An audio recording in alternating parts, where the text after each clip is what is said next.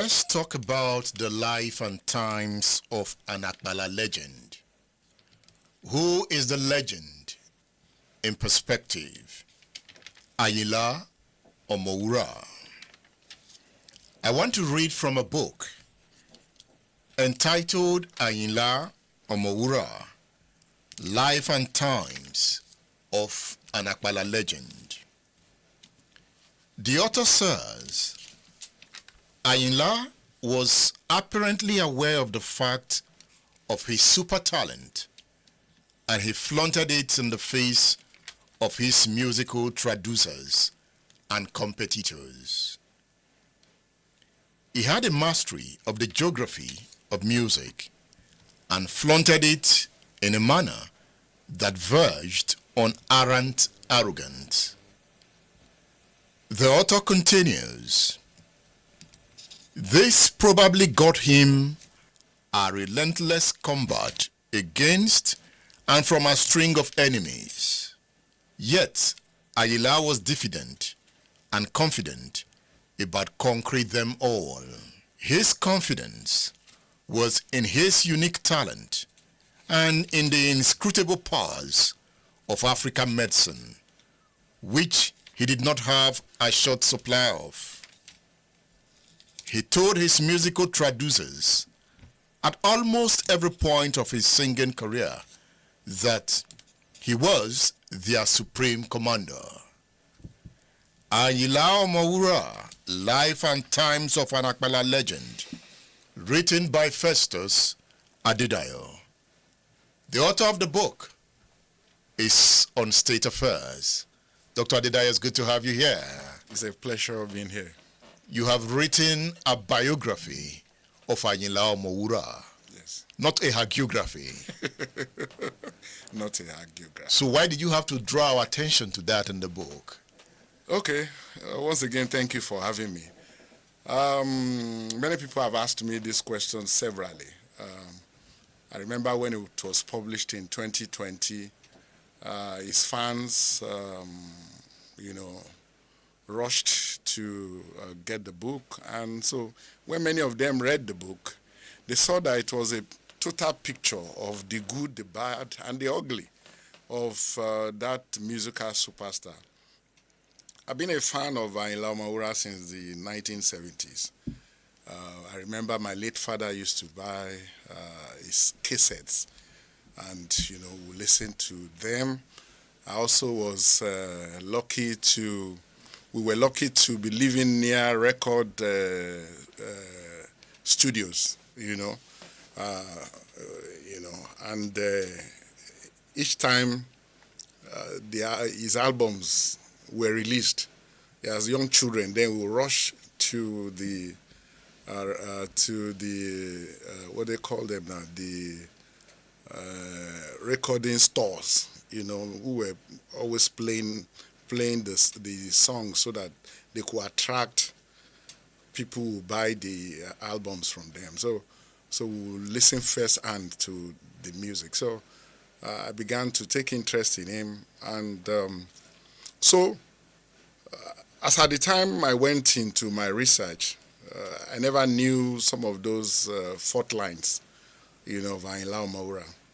But in the course of the research, I found out that brilliant musician, deep musician, he had an authorial understanding of issues that had to do with African traditional religion, metaphysics, language, culture. However, the fault lines could also not be abandoned. He was a very violent man. And he believed so much in traditional African medicine, which was prevalent at that time of the Nigerian or the Yoruba society. And he was also, of course, he had so many wives, and of course so many children. And so I just wanted to paint the totality of his picture. I wanted my readers to also learn some lessons about his fall. He was a superstar, so to speak, who, as I said earlier, was a very brilliant musician. As at that time, you could, in that Yoruba genre of music, you could hardly point at 3 musicians who could unbuckle his sandals. Maybe you talk about people like Haruna Ishola, who he also deferred to at some point, where he sang, Nínú eléré àgbáyé pátá o, Ìṣọ̀lá mo fìyà ẹ́ jù. At some point. At some point. Because initially, you know, they were also on a war path. Mm-hmm. But at the end of the day, some people also attributed the reason why he had to succumb to the prowess, so to speak, of Haruna Ishola. They said it was metaphysical, that he had attempted, you know, to fight him metaphysically, but found out that the man was stronger than him. That it wasn't strictly about music, it was a metaphysical dueling. So he was also fighting virtually everybody. He was fighting Olowonyo. Olowonyo was a younger colleague, musical colleague of his. He was fighting Ayinde Barrister. He was fighting Ajakpe. Was fighting so many other musicians of the time. And so I started off with the intention of reconfiguring who Ayinla Omowura was. He was unlettered. He was unlettered. How come he became that brilliant? Yes, you know, I think it was, I've forgotten I think it was, what's the name of this Dada Kwada musician from Ilorin, who said, Mo ti mọgbọ́n orí mi bèmi náà kàwé o. Meaning that I may not be lettered, but I am also, I have wisdom. And that if you place being lettered side by side native wisdom, you should pick native wisdom. Ayinla Omowura was highly imbued with native wisdom. In his songs, you will see alliteration in literature, you see metaphor, you see wide usage of symphony in music and synchrony. You know, his songs synchronize, you know, the lyrics synchronize, and at the end of the day, even though when he attempted to speak English, you know, there were areas where he attempted to speak English. You see a man who was down there in terms of being lettered. However, the knowledge that oozed out of his songs, you cannot put them down. For instance, there was a place where he was saying, Agbenka shuton daloko koko nkara emo iya yin fe suru gunyanri awon baba yin fe suru gunyanri. Was saying that, look, the farmer, after he was checking his barn, his harvest, and had yams, you know, a collection of yams, and then cocoyam, tiny cocoyam, was attempting to say that they wanted to muzzle the big, you know, yam. That did your forefathers, have they ever used, we call it a suru. It's a kind of yam. What's the name of it? Cocoyam. It's not cocoyam. Okay, bitter yam. Bitter yam. Yeah. That have your forefathers used bitter yam? Have they pounded yam with bitter yam before? You know, you could see depth. And in virtually all the songs of Ayinla Omowura. Now that brings us to this point. What is really education? If an Exactly. unlettered man could be philosophical Yes. in his music, and lettered men borrowed from the proverbs, Yes. is lyrical consciousness. Yes, So lyrical then consciousness. what is education? Exactly. And in fact, if you take your time to listen to Ayinla Omowura, you will know that you agree with the song I sang earlier, which says that, look, native wisdom, of course, if you have native wisdom, you'll be philosophical. your outlook, your understanding of the world will be deeper than merely going to school. When you read, several times I've written journal articles from most of the songs of Ayinla Omowura. There was a particular one I wrote where he was talking about, where he said that ẹ̀sìn alátọ̀sí kò sí lọ́wọ́ òkóbó. And so I began to break that statement down.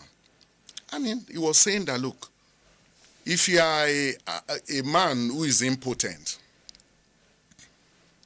that if you place a man who is impotent side by side somebody who had been infected with gonorrhea, at some point, the two of them, the society frowned at the two afflictions. Somebody was impotent and somebody who also had an affliction of gonorrhea. He now said, look, the man who is afflicted by gonorrhea cannot mock, the man who is impotent cannot mock the man who has gonorrhea, because it is because the man was virile. That was why he could have gonorrhea. But you, who was impotent, who was not virile, and the remedy to your lack of virility was not inside. So you cannot afford to abuse the man or scorn the man who had gonorrhea. So you had, such huge philosophies, folklore, which you can harvest from Ayinla Omowura's music. So can we conclude now that he was educated? I think he was educated. I wouldn't say he wasn't educated. Because for a researcher like Dr. Adedayo to say, I want to research on this man, yes, that speaks volume. He was a phenomenon. He was not only a musical phenomenon. There were, for instance, now people have said, why didn't you, for instance, research on somebody like Fatai Olowonyo? Fatai Olowonyo's lyrics were very danceable. He was also singing Apala. And he was the first person, if I can remember, who infused guitar into Apala. Very danceable. He was also but you couldn't compare the depth of knowledge on parade in Ayinla Omowura to any other musician of his time. And that perhaps is why his was just the only, he was the only, at least for now, musician of that period who we have had people do research into their lives. It's because he was phenomenal.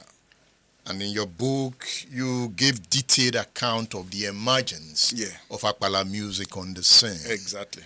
You said here, the particular founders and proponents of Apala music are in various forms of contestations. What are you trying to say? Yes, among them, there was intense rivalry. I told you about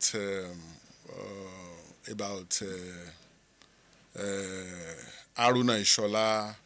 You had you mentioned names like Muraino Alaoye, yes, Ajao Oru, Kasumu Adio, Sefiu, Anyon, Ligali Mukaiba, yes, Ligali Ajadi Ilorin. Yeah, exactly. So there were many, and there was contestation. You also had Ajakpe, he was a major rival of Ayinla Omowura, who lived in Abeokuta. And that's why you could pardon Ayinla Omowura's recourse to metaphysics, because all of them were seeking superiority, musical superiority, and in the process, it was said that they also had to, seek metaphysical reinforcement of their music. Why? Because they needed to. It was, of course, it's the same question you asked. There was rivalry at that time between King Sunny Ade and Ebenezer Obey. In Shakara, Yusuf Olatunji, Esaka Baba Waidi, right there in Abeokuta, were also engaged in contestation because I think they needed to harvest, fans enough fan base to make sure that, and I also think that it was a way of showing the world that yes, even though we didn't go to school, we also could make impact in the lives of our audience. Because I have also noticed about musicians of that era, they so much believe in metaphysical power. Exactly. And I begin to ask, metaphysical power for what?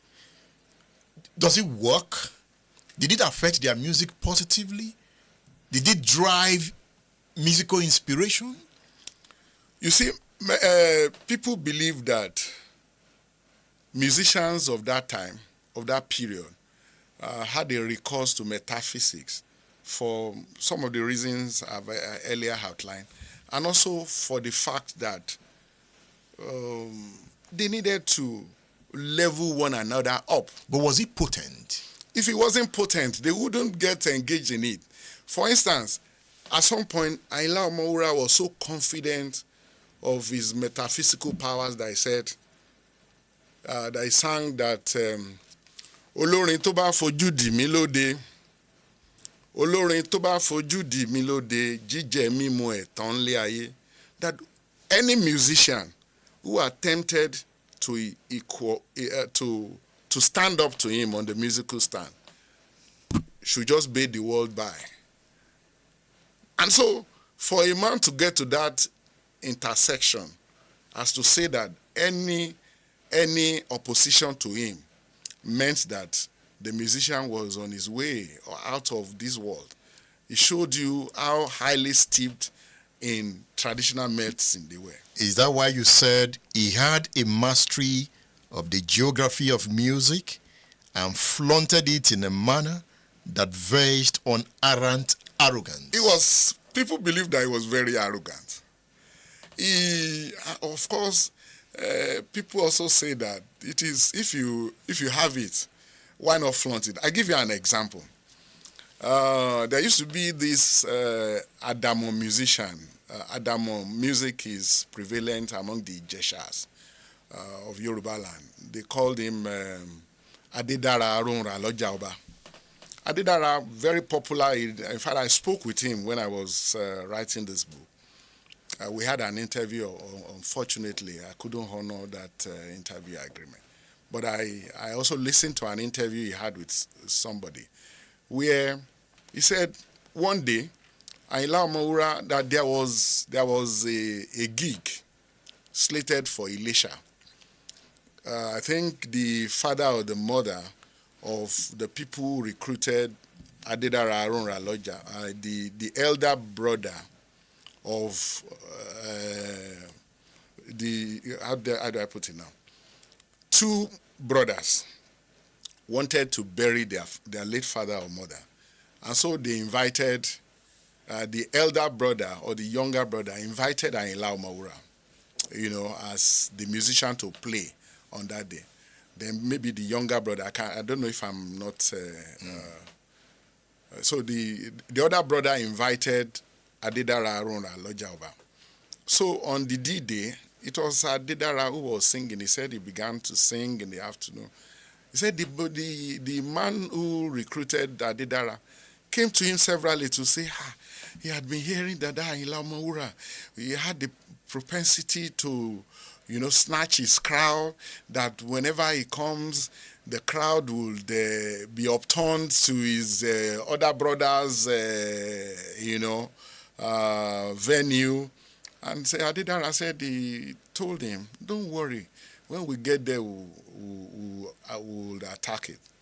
And so, late in the evening, Ayinla Omowura came, and as foretold, the crowd moved from Adedara Arunra Loja Oba, moved to Ayinla Omowura's stand. He said, he began to look at them. That was Adedara. So he began to look at them. He said, but at some point, the drummer, I guess that was Adewale Oniluola, brought out the drum. As he started drumming, the drum got torn. The first drum got torn. Brought out the second drum, got torn. The third drum also got torn. And then, all of a sudden, Ayinla Omowura asked to be taken to Adedara Arunra Loja Oba, and he prostrated and said, Baba, I ought to have done this before now. I have come to pay obeisance to you.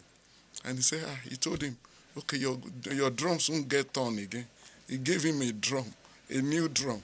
And the drum didn't get turned until they finished the show. How do we explain this? That was metaphysics. It was they were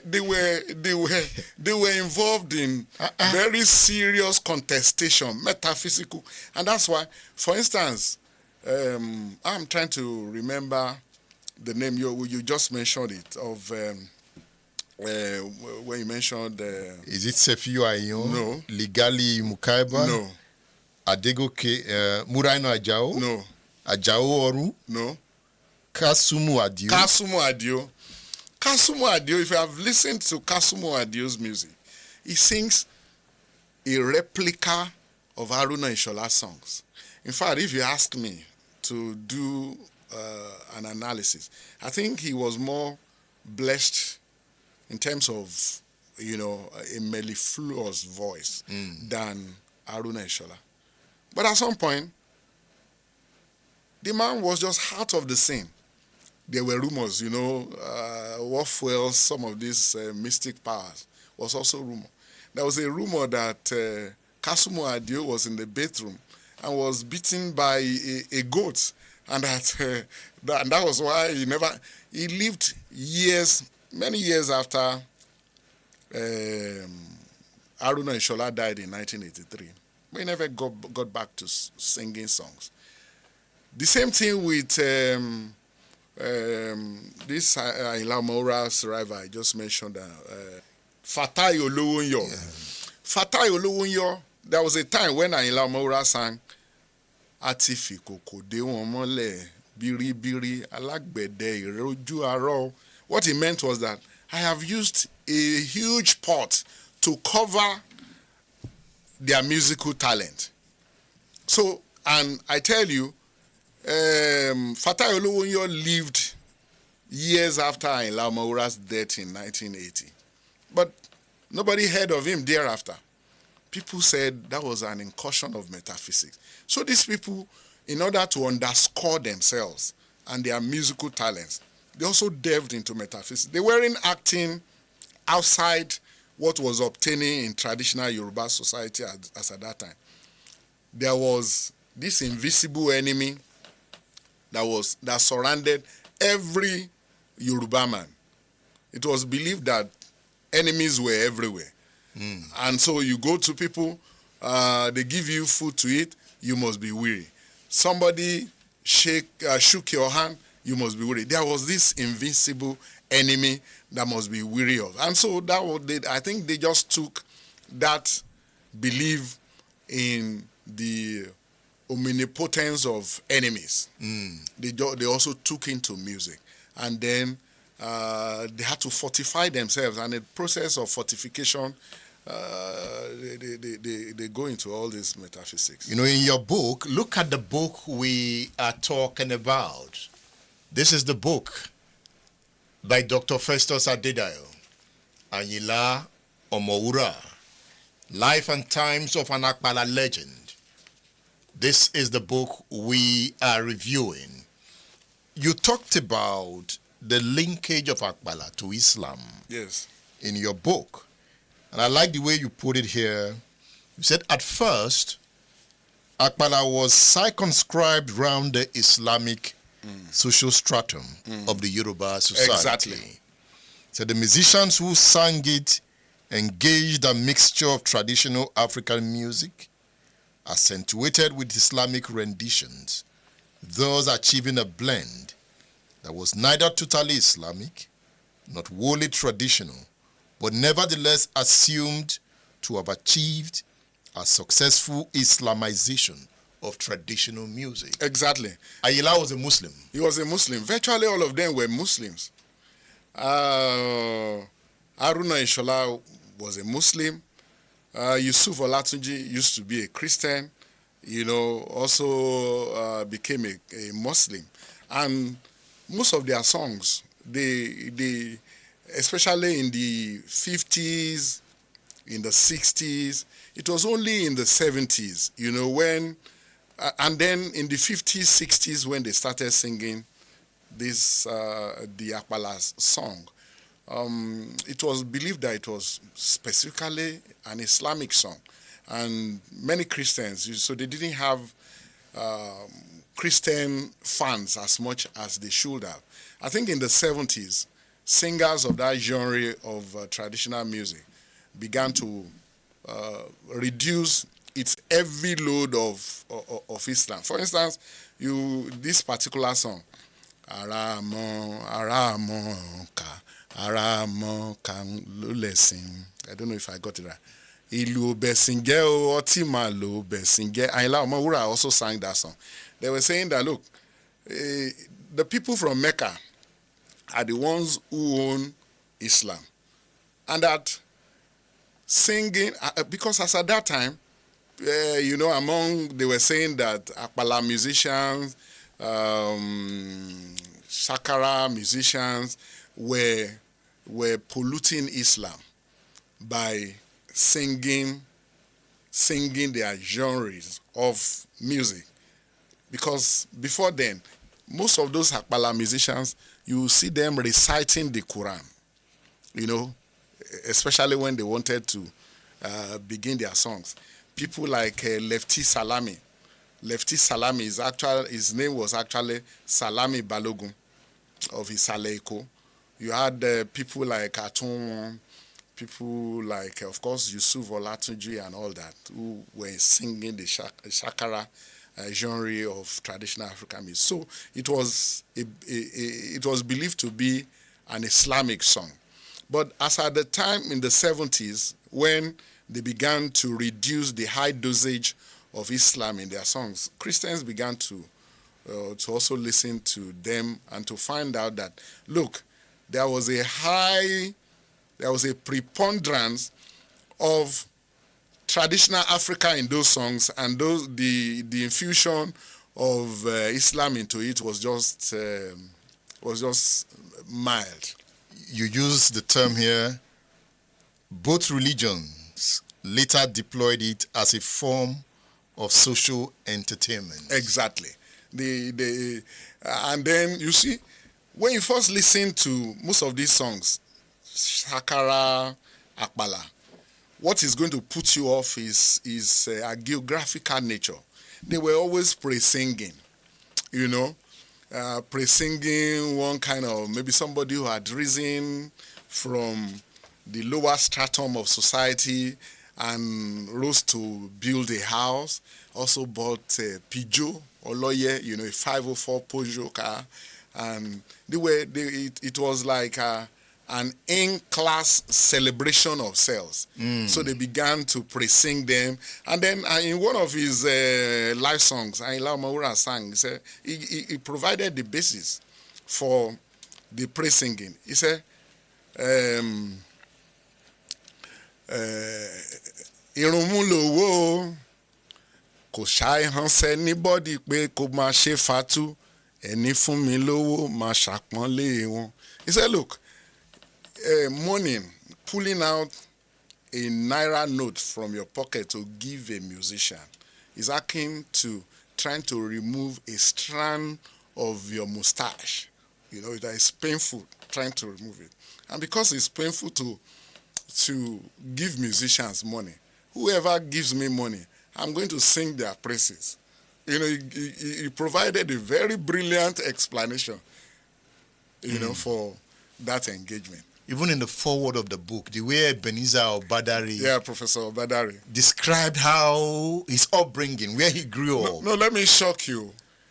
Ebenezer Obadari, I told you that I started listening to Ayinla Omowura. In fact, I was listening to Ayinla Omowura.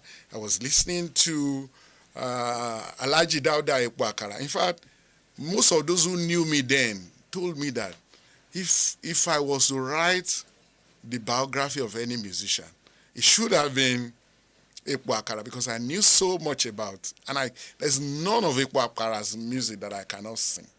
And so, even Ayinde Barrister.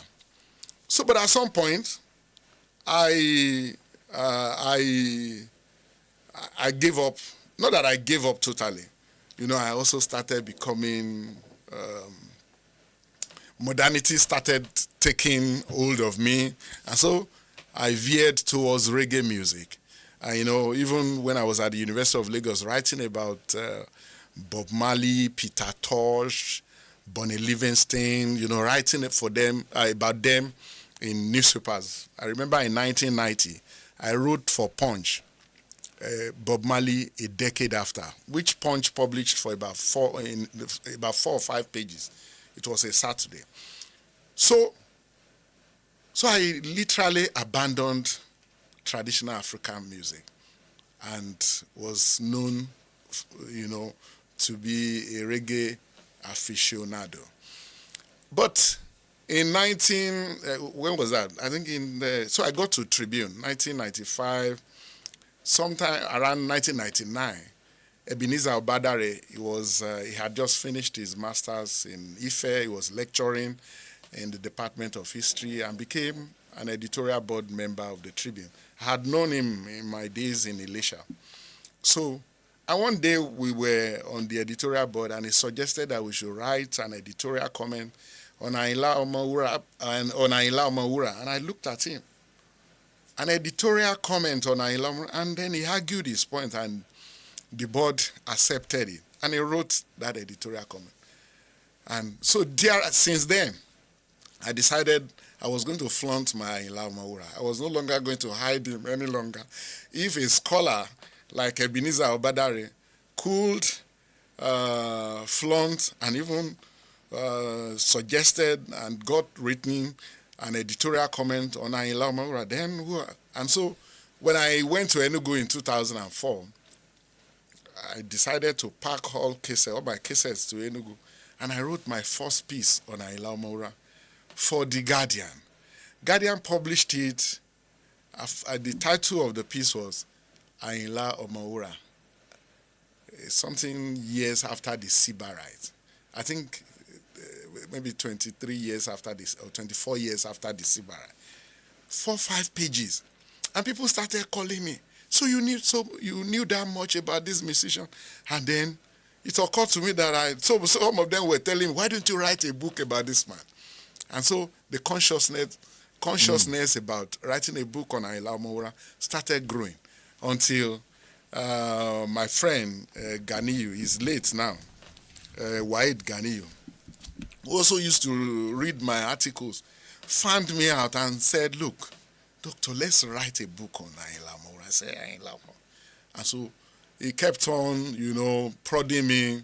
And then that was how I started. Got a research assistant, was also going to Abeokuta, going to Lagos. I went to interview Kollington Ayinla, interviewed so many people, and that was how the book was born. So Ebenezer Obadare, you needed to listen to him and let him talk to you about Ayinla Omowura. I took time to read. I read his foreword about 3 times. Because he grew up in Odoro. Odoro in Elisha. Yes. It's a place where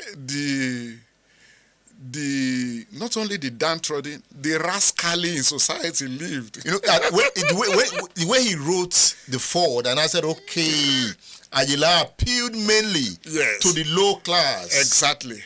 At that time. Exactly. But now the upper class of society has snatched Ayinla Omowura from the low class now. Why did the low class allow that? I don't know. Apparently, the upper class of society saw beyond ordinary music in Ayinla Omowura. They saw what appeals to them. They saw philosophy. They saw wisdom. They saw a reinvention of folklores of society. The low class maybe the rhythm could attract the lowly placed class of society. But the people like us see beyond the rhythm. We see wisdom. We see, look, let me shock you. Many times, I remember this particular column that I wrote some few months ago. I was in some kind of quandary. I didn't know what to write. And I was driving to Ibadan Recreation Club. And I was listening to this particular song. And the lyrics caught my attention. and that I could relate it to the particular, and I was almost remembering that particular piece, that I could link that song to that issue that I needed to establish. And when I linked the two of them up, people read that piece, they said, fantastic. So Ayinla Omowura, whenever I'm dry as a writer and I needed inspiration, I just need to go play my music, Ayinla Omowura.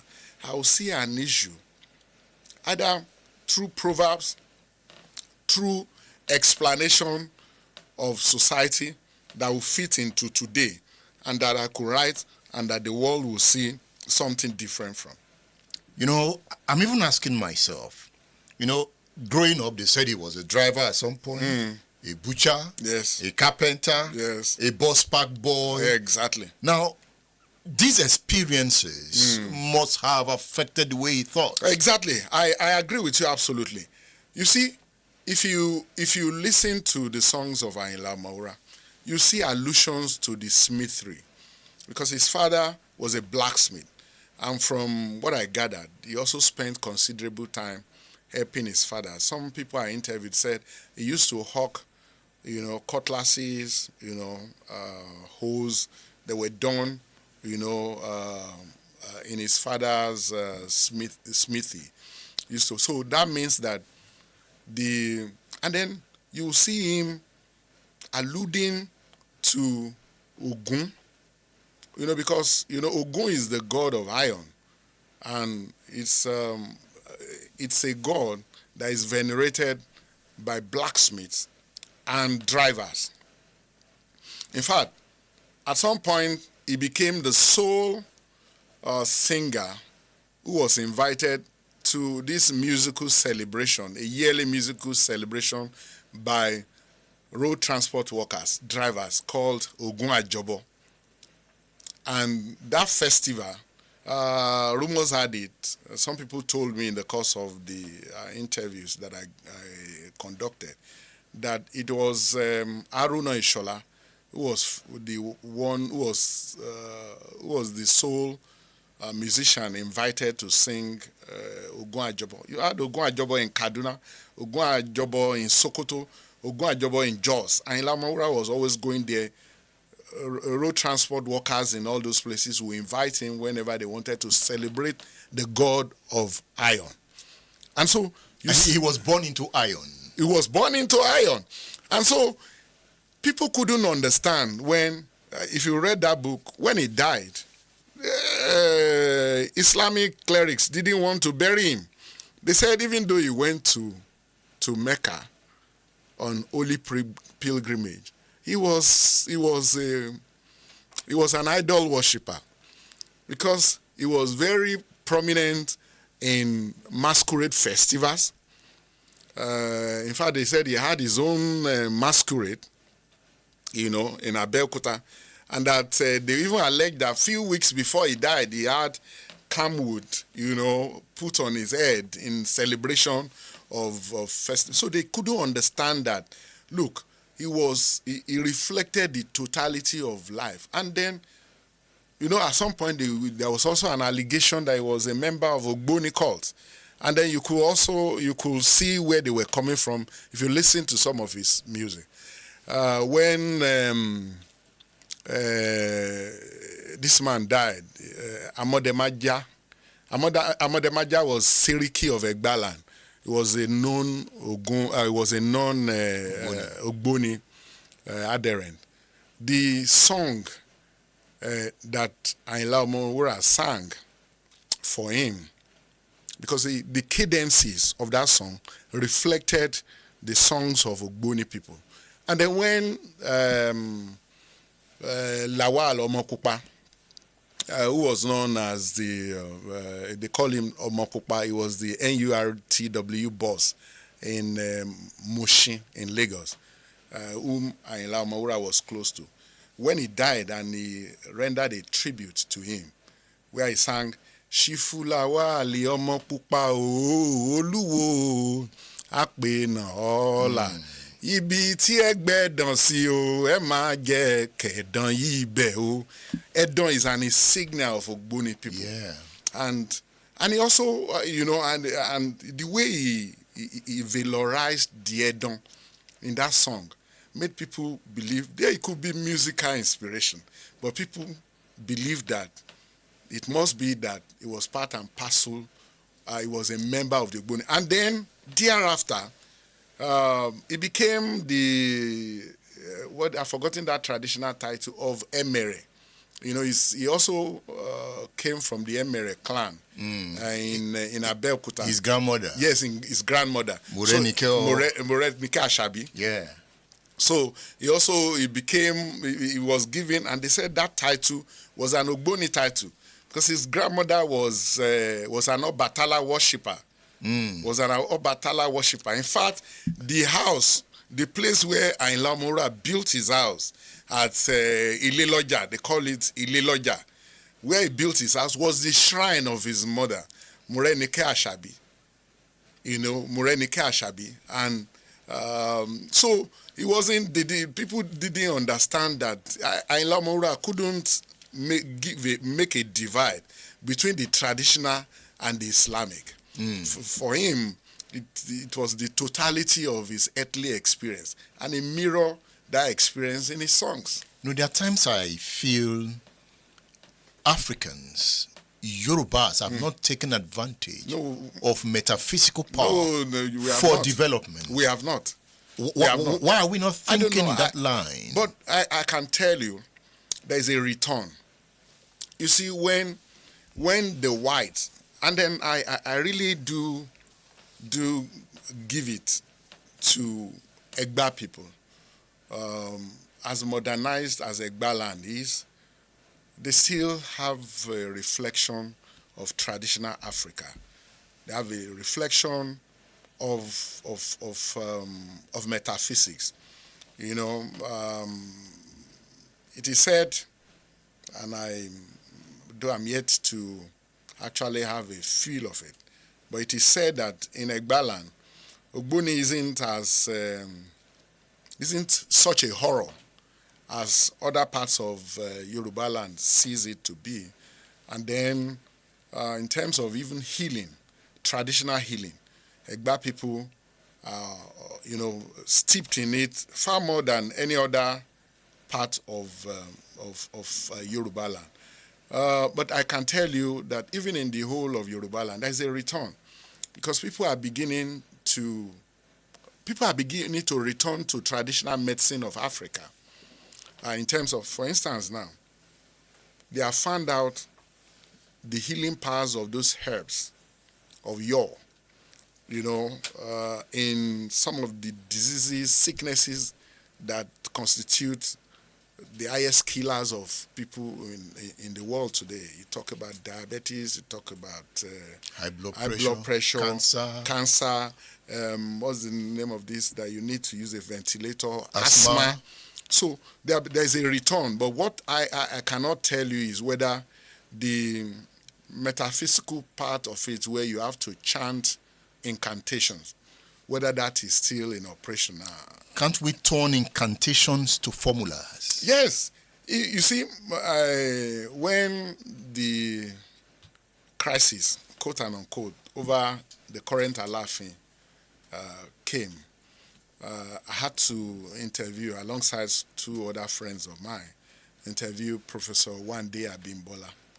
And I saw how Yoruba people have, quote and unquote, lost it in terms of abandonment of the rich repertoire of incantations and, that is delivered as a form of poetry in Yoruba land, and the powers, the odus, because when you listen and you could relate to them, they tell, for instance, when I went to interview Professor Wande Abimbola, a 90-something-year-old man, and when you see his gait, if you see the beauty of his gait, how the man will just jump up from where he sat and will be, you think you were seeing a 20-something-year-old man. And the man said, look, it is what the Yoruba call atubotan. What his explanation of atubotan is, look, there's a repercussion for whatever good or evil you do. And that evil that you do, he said, for instance now, Atuboton is, he as a 90-something-year-old man, he has all his organs intact, he has all his physical organs, I'm talking about hands, legs, memory, and even mental acuity, they are functioning well. It's a function, I'm sure it's a function of the fact that he's able to connect with the spiritual, which was a foundation upon which Yoruba land was built. Nobody is saying that anybody should not be a Christian, should not be a Muslim. No, I'm a Christian myself. I attend the Redeemed. But I believe that there is a whole lot of knowledge and redemption. It could be health-wise, it could be uplift of society that is latent in the knowledge that we have abandoned. How did he explain the consultation of Ifa to pick the present Alaafin? In fact, it's also, I wrote about it in my column. He said the Oyomesi actually contacted him I think they had maybe about 7 princes. I'm not too sure of the number now, about 6 or 7 princes whom they wanted him to divine over who Ifa had chosen. And he said after his divination, and that he even wrote how many pages of explanation, because he's a professor. So he had the advantage of both the traditional knowledge and the modern knowledge and the powers of the two. He said he even wrote maybe a 9-page, I've forgotten the number of pages that he wrote, explaining how Ifa came about that choice. And that when he told them who Ifa had chosen. And it was the current Oba Owade that he told the Oyomesi that Ifa had chosen. And they now told him that, look, okay, he had chosen that one. Could he also look at the others? And he said, no, Ifa doesn't work that way. That he had chosen, but if you say these are the reasons why this man that Ifa has chosen cannot be Oba. For instance, maybe he had a very bad record that in his where he worked, he duped them, he was corrupt. Then they could look at that and then maybe drop that choice of Ifa. But in the absence of that, or if the man dies in the process, Ifa could pick another one. But that the choice of Ifa was sacrosanct. But of course, you know what followed. The Oyomesi didn't agree with him, and they took the stand that they took. Interesting. But the governor agreed with him. Apparently. He now said after that, he left for his base in the United States of America. The interesting thing is that the man has a Caucasian wife. I met the woman too when I went to his home in Oyo.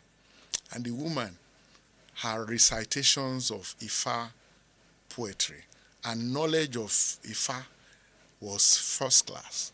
In fact, they said she's also a professor in a university. And in fact, there and then, some Ifa devotees came and said they needed that strand, that divination strand. And he said no. He was asking Professor Abimbola, should he give them her own, or should she give them her own, or should she go and pick the one Baba was using? I saw an intervention and understanding of Ifa couples. Far more than people like us who even are Yoruba people. I found it more enrapturing. So the Ayinla Omowuras must have understood it too. Exactly, and they used it effectively. However, I also tell people that what killed Ayinla Omowura wasn't because he was steeped in traditional metaphysics. What killed him was, if you read this book, of course, I dedicated a chapter to his death. And as I said, I did what an anthropologist will do. And I went ahead to also give it a reportorial slant. Of course, different versions, the ones that were contradictory, I pointed out the contradictions, and then I held on to what I felt was logical. People had so many theories about why he died. And the one I found very, very instructive was the one given by a woman called Iyagba. I interviewed the woman for hours in Abeokuta. In fact, she was indisposed that time. She had an injury on her leg. So she was lying on a mat while we did the interview. She was in fact, Ayinla sang her praises in his songs. She had a child for him. That boy, of course, the traditional mark, the tribal marks that every firstborn of Ayinla, must have. That boy had it on his cheeks. So the woman told me that, and it was astounding. She said she would not agree that it was Fatai Bayumi who killed her husband. Her husband. I said, "How do you mean, madam?" He said, in fact, she began by saying, Astagfirullah, that God forgive me. I don't believe it was Bayumi who killed Ayinla Omowura. I said, "How do you mean?" He said, Ayinla knew he was going to die. I said, "How did you mean?" He said, about 3 different groups came to him weeks before he died and told him that they saw vision that week that he died, he should be extra careful. He said there was a group from the north that met him and told him that from what they saw, visions that were unimpeachable, pointed to the fact that his death was nigh and that it could be avoided if he did some sacrifices. Ayinla Omowura thanked him. And the people told him that their own part of the sacrifice, they would do it. The woman told me that Ayinla Omowura never did the sacrifice until he died. So some other groups in Abeokuta came to him. They foresaw that danger loomed ahead. In fact, I was also told that his spiritual advisor, Agbejapa Oba, it was Agbejapa. He was the priest of Ijapa Oba. Although later he called him Ayinla Agbejapa Igbore. He was a priest of Oba.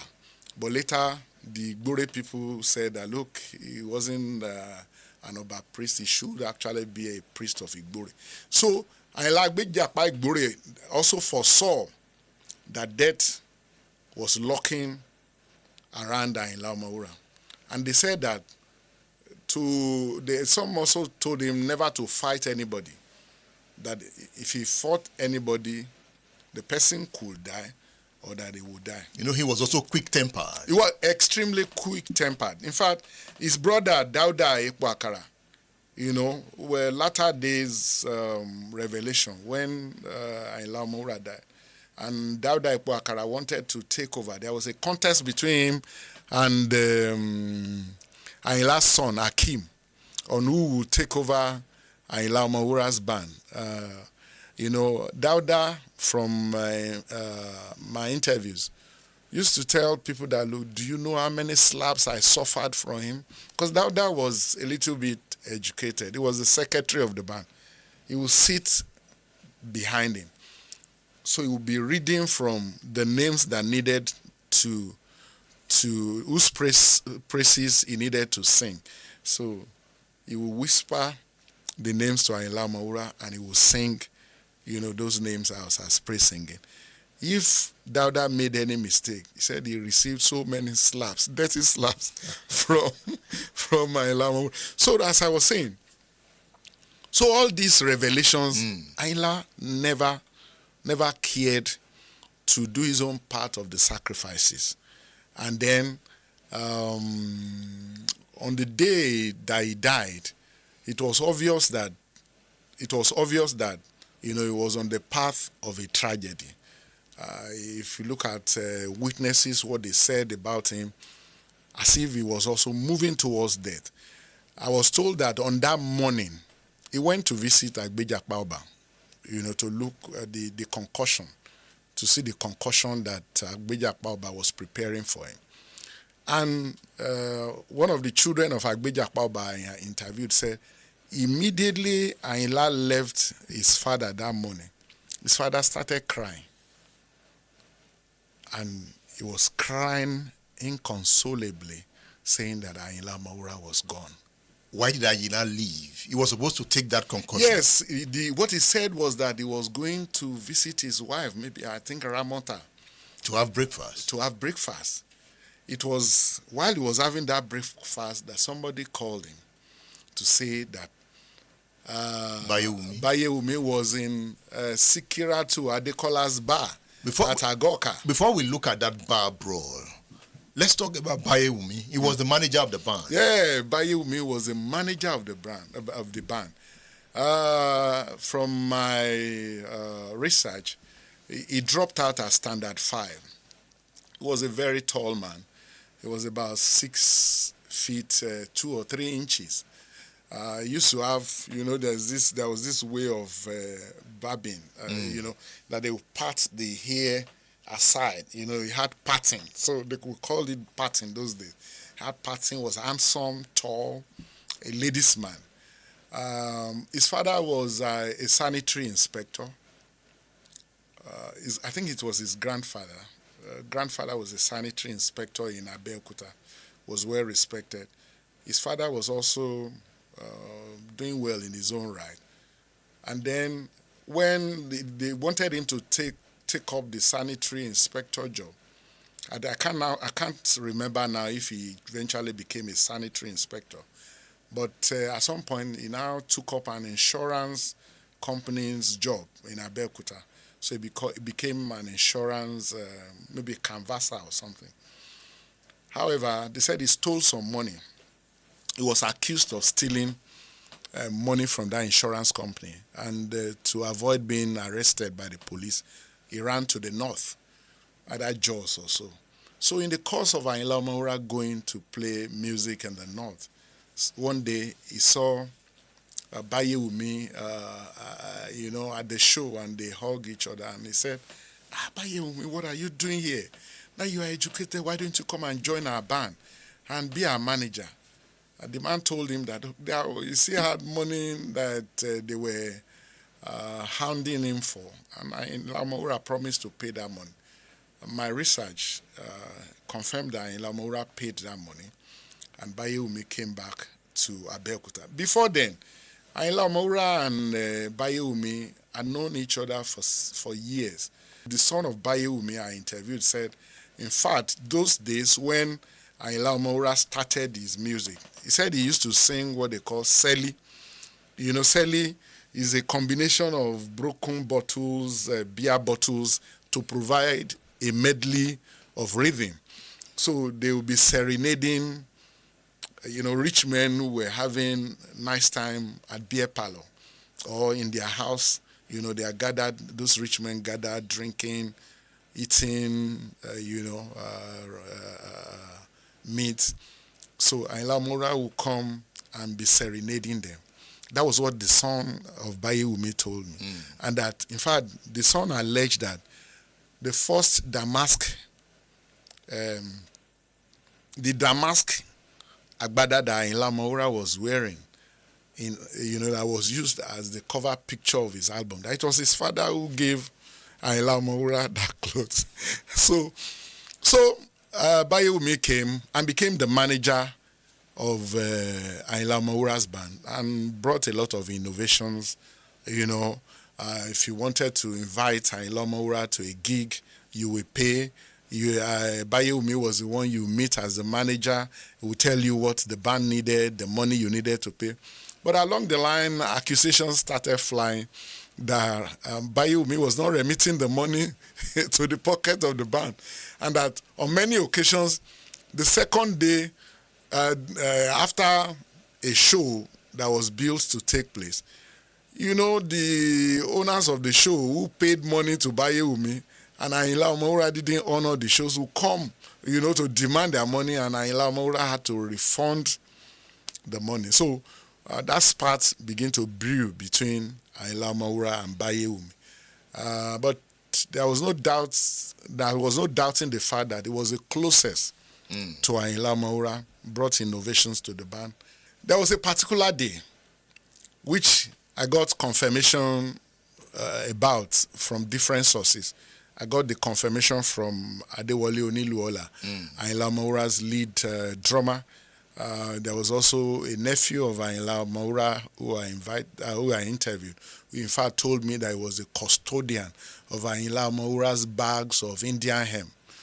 I also got confirmation of it from Ayinla's wife I spoke to you about, Iyagba. They said rehearsals were always on Thursdays in Ayinla Omowura's house at Itoko, Ileloja in Itoko. And that this particular day after rehearsal, they sat in Ayinla Omowura's sitting room. And Ayinla Omowura said that one of you will kill me. Like Jesus Christ. Like Jesus Christ. One of you will betray me. One of you will betray me and kill me. Baba Adewale Oniluola, who was about 90-something around that time when I interviewed him, said he was astounded, and he said, Ayinla, what nonsense is this about you dying? What could... And Ayinla Omowura told him that he meant what he said, that one of you will kill me. And then Adewale Oniluola now said, the way we say it in Yoruba land, be a maybe. Is it me who will kill you? Ayinla Omowura said no. Of course, the others took a cue, and they were asking him, be a maybe? Be a maybe? He would say no. And when he came to Bayumi, he said, Iwori ma pa mi. You are the one who will kill me. He said it in Egba. They said, Iyagba, Ayinla's wife, who was downstairs, said as the others, as members of the band were going home, he said he saw a downcast Bayumi. And she asked him, why are you downcast? I said he would have to go away from Ayinla Omowura. She said she was shocked and said, you are the one providing form and the way forward to this band. If you leave this band, then you are literally going to kill the band. He said this was what Ayinla Omowura said, that he was the one who would kill him. And that so that revelation would not come to pass, he needed to move far away from Ayinla Omowura. So by this time, he has already bought him that CD machine. Yes, he had bought. So before then, I was told that Bayumi demanded a car as a manager from him. But he said he couldn't afford a car at that time. Don't forget that whatever Ayinla Omowura needed that time, EMI will provide it. Cars, whatever. EMI was his record label. In fact, when the first Mercedes-Benz that EMI bought for Ayinla Omowura, when it had an accident, almost immediately, it was a total wreck. Almost immediately, EMI provided another one. That was when he sang, Emma fi yomi omara aye mesi tunde, ni soju elegan ni gboro. Àwọn lọ̀tẹ̀ wọ́n ṣe bò wọlẹ̀ ẹ wá wà Àyìnlá bó ṣe ń jayé. That look, the evil people thought that was my end, that I have a brand new replacement which I'll be using to cruise about. So indeed, Ayinla Omowura now bought him a CD under motorcycle. As at that time, you remember how it was like a power buy. A power buy. Yeah. The CD. CD 175, exactly. CD 195. Yes, exactly. So that was the motorbike that I lent Ayinla bought for him. In fact, Baba Adewale Oniluola told me that it was bought from the band's proceeds. That it wasn't as if Ayinla Omowura dipped his hands inside his pocket to buy the bag. So it was Ayinla Omowura couldn't,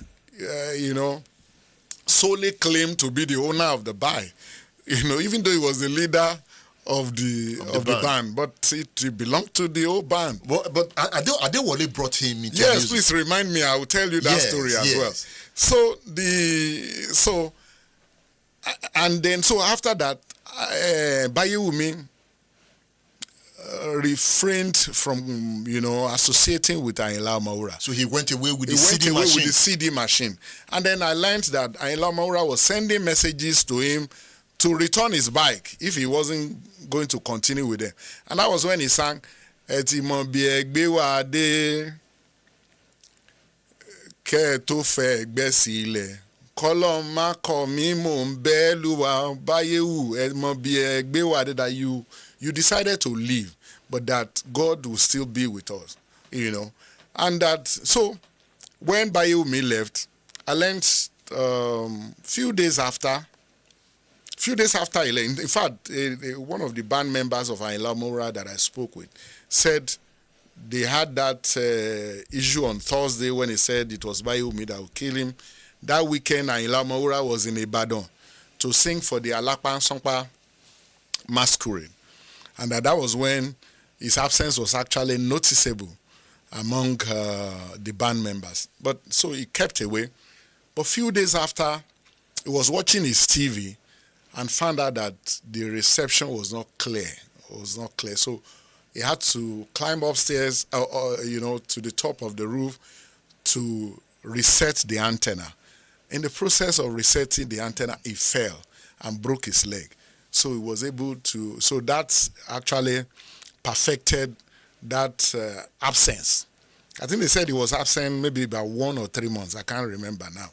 So he was out, and during that period, Bayeumi's son told me that though his father, Bayeumi, sent people to Ayinla Omowura to ask him for money to treat himself, that Ayinla never responded. But the nephew of Ayinla Omowura that I spoke with, Atonda is his name, told me that his uncle was actually sending money, towards treating Bayumi. So, unfortunately, on the day he felt he had recuperated and was good enough to, move out, so he left his house and went to Sikira 2, Adekola's beer parlor at Agoka. It was around 11 a.m., between 11 a.m. to 12 p.m. So he had a walking stick with which he propelled himself and then got to the beer parlor. When he got there, they said a member of Ayinla Omowura was also there. Perhaps it could be one of the members who was acting as an underground spy. So they were there because they said Ayinla had left a message that any member of the band that he saw associating with Bayumi would take his exit from the band. So he got there. I was told that Bayumi used to drink Gulda. In fact, it was Gulda that Ayinla Omowura used to drink too, but they said he was a poor drinker. That was the one that shocked me the most. He wasn't a drinker that he could spend 2 or 3 hours drinking one bottle of beer, one bottle of Gulda. But he smoked a lot of marijuana. He smoked a lot of marijuana. In fact, there was a day he smoked marijuana and entered a court. I was told the judge had to say, "Where the hell do you think you are? Get out of here!" Because he didn't see anything wrong in smoking in there inside. It was another fella. It was another fella. Oh no, there was a particular day he and fella met at a Phonodisc in Ijebu Igboye. A band member who I spoke with said they hugged each other, and a fella was saying "Egbon mi," and they were so happy to see each other. Don't forget that the two of them were one of the greatest Egba musicians of the period. So they got to, so he was drinking at the beer shack, and on the other side, somebody had gone to tell Ayinla Omowura that the man he was looking for was right there. About 7 or 8 days before then, Ayinla had lodged a complaint at the police station in Abeokuta that Bayumi was in possession of his bike and he needed to retrieve it. So he had lodged a complaint there. And so they said Ayinla left the food he was eating in the company. I think it was that Komolafe. There was another man called Komolafe who came to tell him. So the two of them entered his 504 Peugeot car, driven by one, I've forgotten his name now. His driver was from Ibadan. Ayinla Omowura's driver was from Ibadan, was an Ibadan man. So he told the driver to drive quickly to Sikira to Adekola's beer parlor. And a few meters before the beer parlor, he told the driver to drop him, to go to the police station to go and bring policemen who arrest Bayumi. And so he walked down to the beer parlor, priced the curtains apart, and beckoned on Bayumi to come. And so Bayumi stood up, a cup which we call tumbler, a mug. You know how thick those tumblers could be those days. Yes, thick bottles. So he held a cup of a half-filled tumbler, on his right hand, had his walking stick by his left hand, and there walked down to the front. Ayinla never entered the beer parlor. He stood outside. And so as he came out, Ayinla held him by the nape of his clothes and said, "Where is my motorcycle?" And uncomfortable in that position, even from court papers that I read, Bayumi poured the content of the mug on Ayinla's face. And then, blinded temporarily, he used his clothes to wipe the beer off his face and apparently tightened the noose on Bayumi's neck. And in anger, Bayumi hit him at the left corner of his head. With that tumbler? In fact, from medical evidence that was adduced during trial of Bayumi, it was said that tumbler dug a hole of 0.02 centimeter into his cranium. He must have hit it with so much force. Exactly, anger. And so immediately he hit Ayinla Omowura with the mug. Evidence adduced in court said he fell by his back and then began to vomit. So when he started vomiting, Komolafe, who was there, shouted, "Egbawa, they wanted to revive him." Don't forget his 504 car had left to the police station, so they had to start looking for a taxi to take him away from there. So they got a taxi. Now, this was where, because in the whole of the court papers that I read, what I'm about to say now, I never found it there. A woman I interviewed, her name is Kendi. She was the 7th wife of Ayinla Omowura. She told me that on the day, May 6th, 1980, that Ayinla died, that our room in Ayinla Omowura's house was opposite Ayinla's room.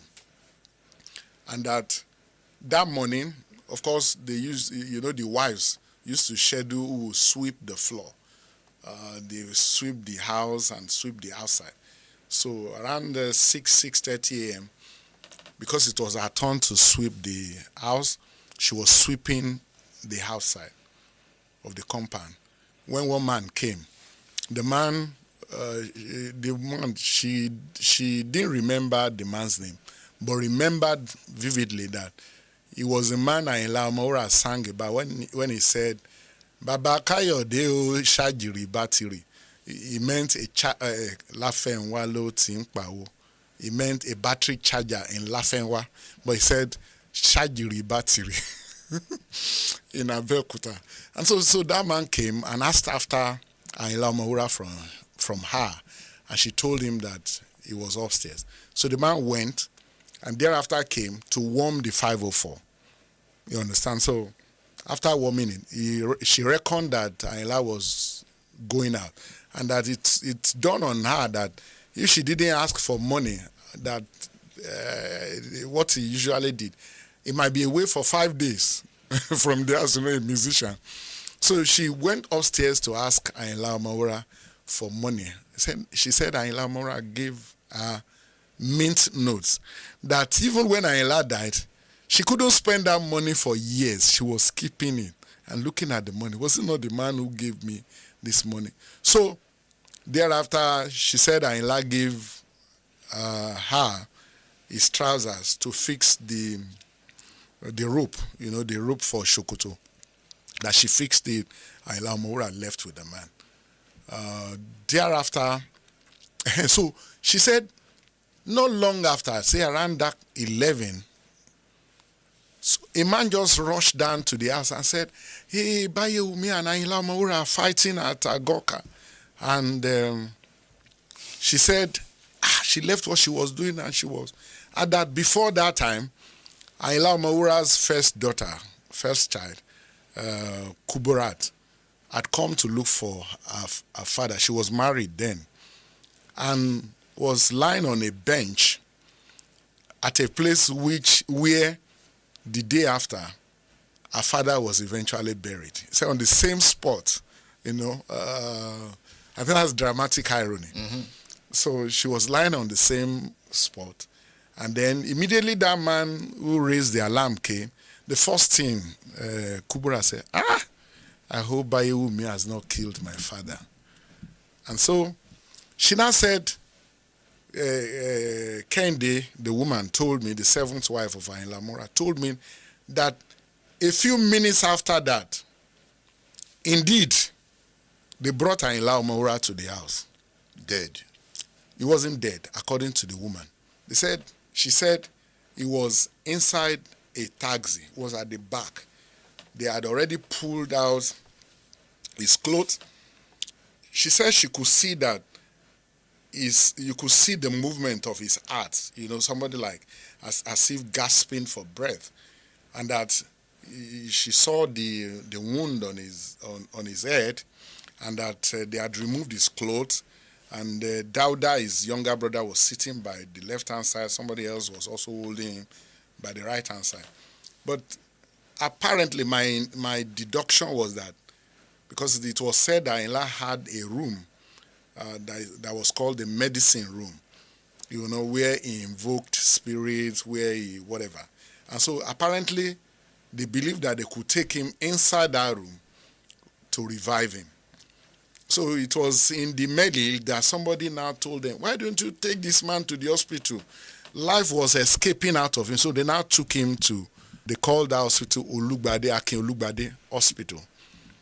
Upon examination, apparently the hospital found out that it was beyond its remit. And they now said they should take him to the general hospital, I think at Ijayi, where one Dr. Maje Kodumi, was the one who was in attendance and then certified him dead. Bayumi killed him. Yes. And then you see, he ran away. Bayumi ran away. Yes. He was a Bagura man in Abeokuta. He ran away. They said he didn't even believe that Ayinla had died. He just felt that he wounded him. It was the second day, I think the third day, when they brought him to because he was arrested the second day, he fled to his, I think, paternal family home at Bagura, where they locked him up in one room. And they said there was an allegation that one of the wives of Kollington Ayinla was the one who alerted the police that he was locked up in that room in Bagura, and they now brought him. And then the day of the trial, they say when he came and saw the crowd, of course they burnt all the houses of his father. The crowd, they burnt the houses. They were ready to kill anyone who was associated with the death of Ayinla Omowura. And that was why Sikiru Ayinde Barrister had to flee to the north.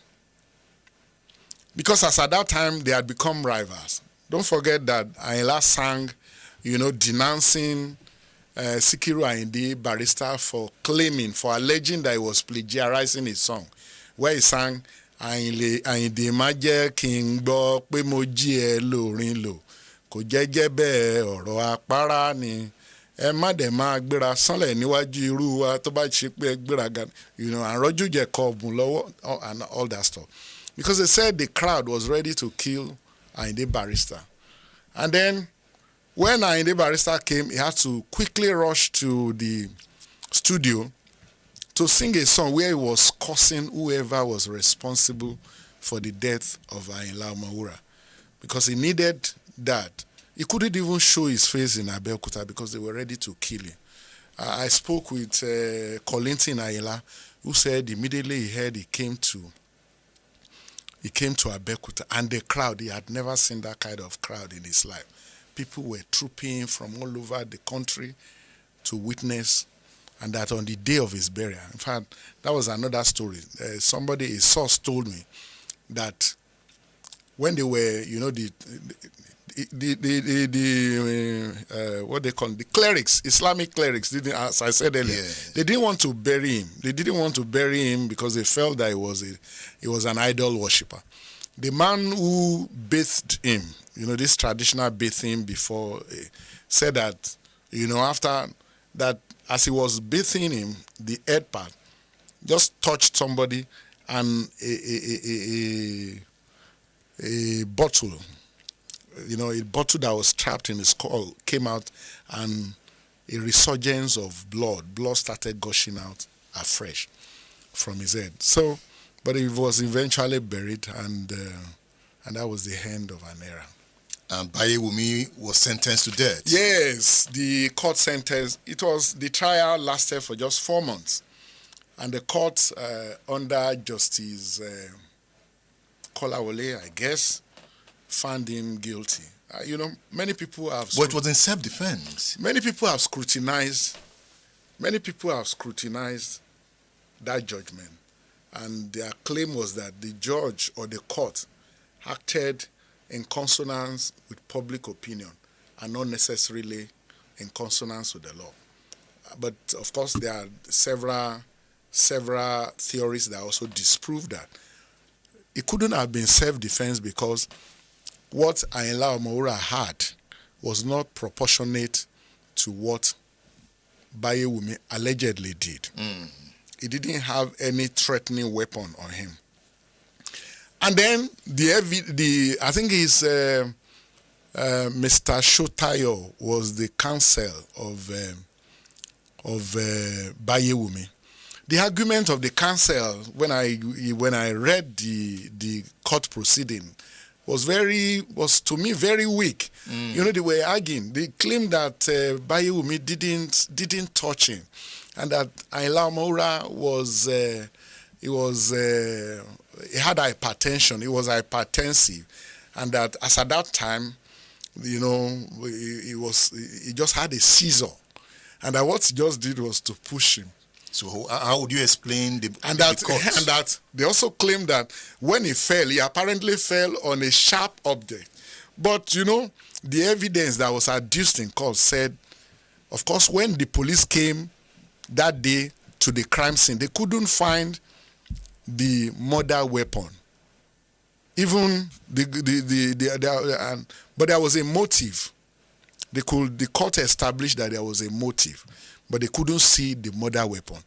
Then when I interviewed Agbeja Baoba's children, the boy, I've forgotten his name, maybe Morufu, said the broken bottle that fell off from that mug, that his father kept it for more than 4 years. And I'm sure that was the murder weapon that the police was looking for. And so they claimed that he was hypertensive, which I found very illogical. I said that he wasn't the one who killed him. And the court, the evidence before the court was too huge, and it tended on the side of murder. Well, you could say that it should have been it should have been manslaughter, because there was no mens rea for you to be able to establish murder. He didn't mean to kill him.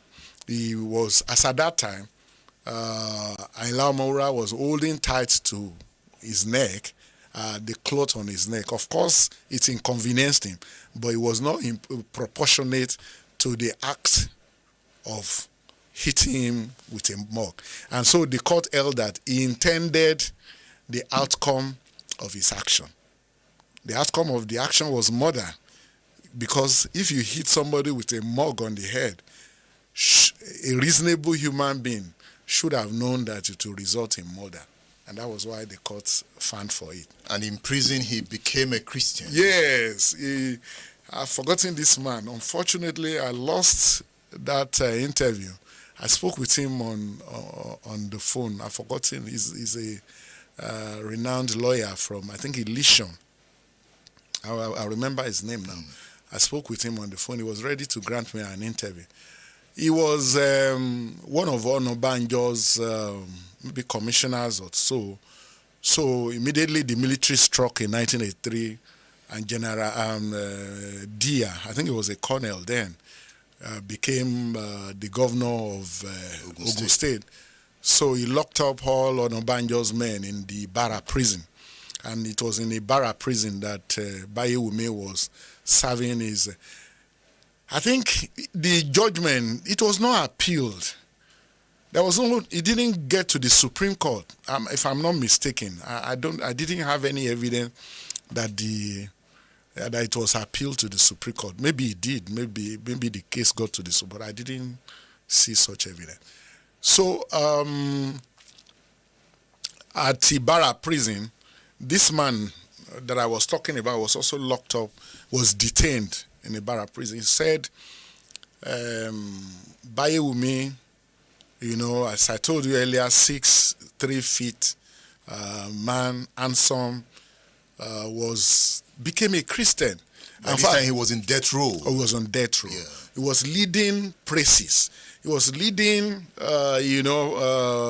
Christian service in the prison, and that had become the doing of everybody. They liked him, and that one day General Oladipo Dia, as the military governor, just visited the Barra prison, and trust military men said, see people on death row looking this well-fed, looking, say, having rotund cheeks. And he called the controller and told him to submit all the names of people who were awaiting death sentence. And of course, Bayewumi's name was among them. And it was a Saturday. He said the day Bayewumi was hanged was a Saturday. He said there was pin-drop silence in a Barra prison because people loved Bayewumi in the prison. He had converted to Christianity. He was a staunch Christian. And so they were looking at him via the window. He held his Bible, well-ironed clothes. They said he was a very neat man. Held his Bible as he was singing Christian song and walked down to the gallows. And that all of a sudden it was said that he had been executed. You see what I found? I interviewed his son. You needed to read this book he attributed, because it was also, his life was, according to him, was miserable, and he attributed it to a family affliction, that the family was suffering an affliction, metaphysical affliction, which was responsible for their gale of sorrows.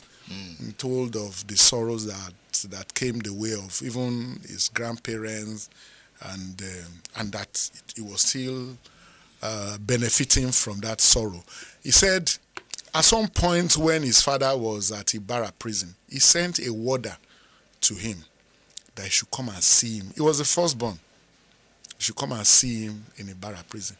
But he was too afraid, because as at that time, every Bayewumi was hidden somewhere for the fear that the crowd of Ayinla Omowura's fans pounce on them and kill them. He said, even the under CD, which his father was accused of, nobody ever had, they never knew where he kept it. Whatever money he had, nobody knew. Whatever were the last words that he wanted to tell him, he couldn't. And I remember asking, where would you, if I was in your shoes, I'll find a way of seeing my father. If it was an opportunity to even hear from him and see him for the last time. But the guy was apparently too afraid to go see his father. This is the book we are discussing. Festus Adedayo is telling the story in this book. This is the book you should read. It's a book that takes you into the words of Yoruba musicians, Yoruba tradition. It's a historical excursion. It is philosophical. It is reportorial. I recommend this book to you, Ayinla Omowura, Life and Times of an Apala Legend.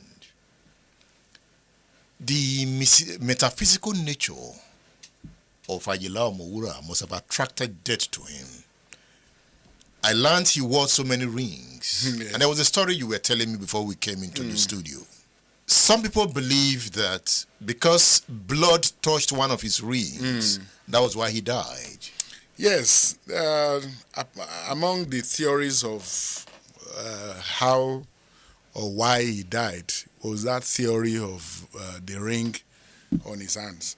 I remember asking his lead drummer, Adewale Oniluola, if indeed it was true that Ayinla Omowura's death was self-inflicted, in the sense that they said, so when I asked him, Adewale Oniluola also told me that indeed Ayinla had, a cachet, if you like, of rings, strung to his hands. And he was so nauseating that someday he asked him, why do you have all these rings? And he said he shunned him, that he should not bother him about such questions.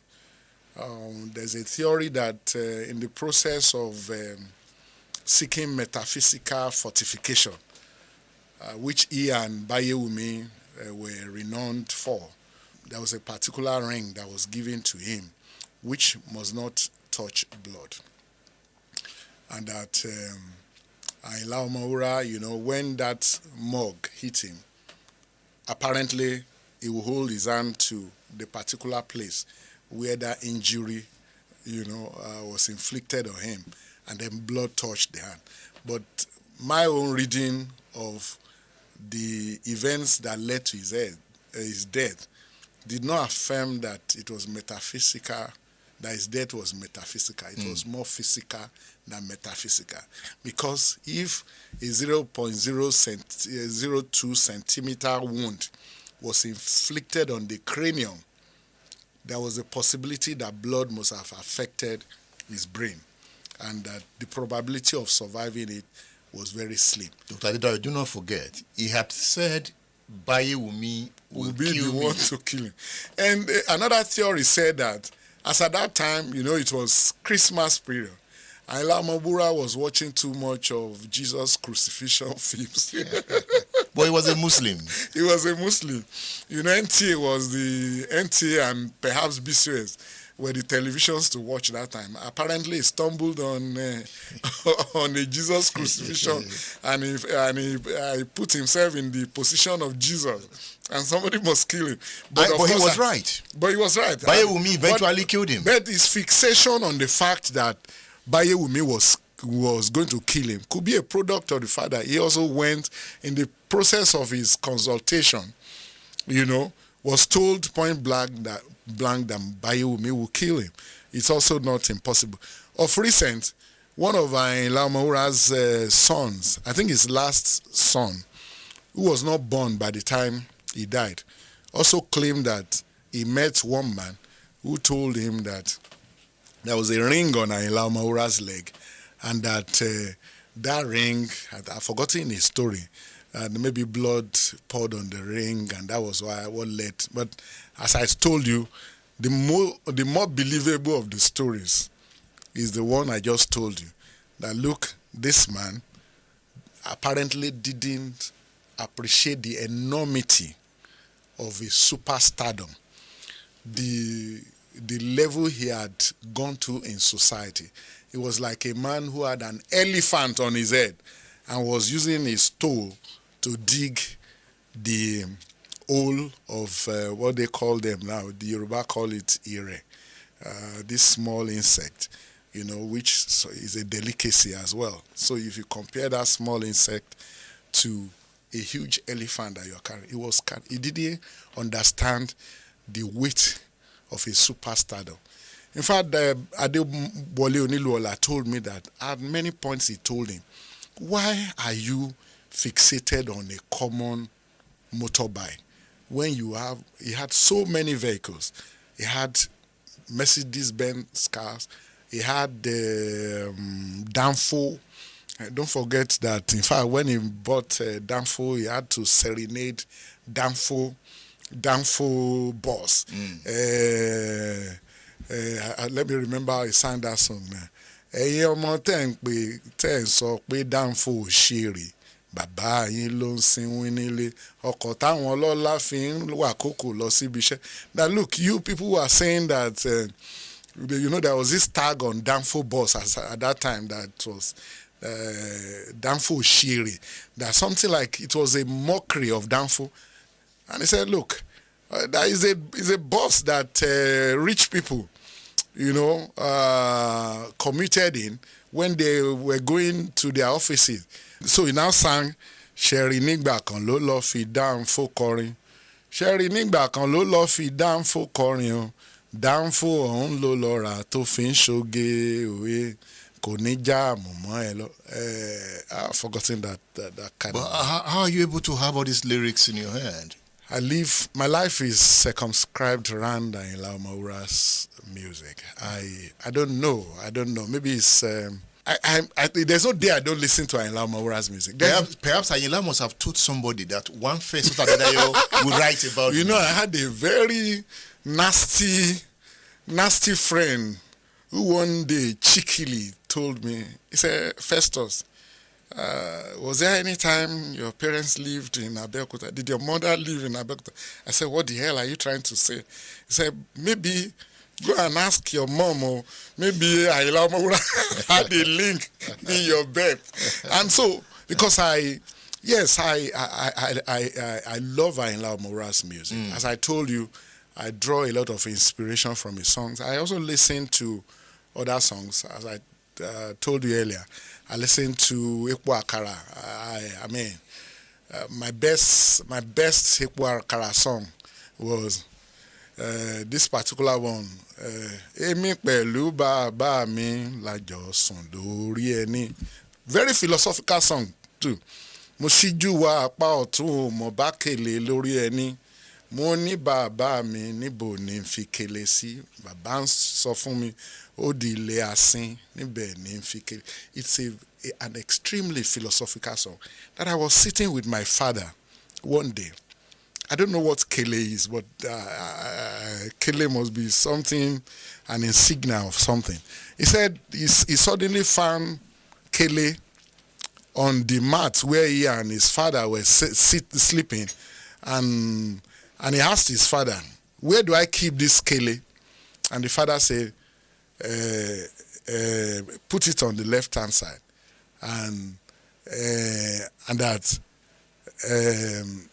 odile asin níbẹ̀ ní fikiri. Ekukeku kìírùn kó borí asin. Asin is this species of rats that smells. I've forgotten his name in English.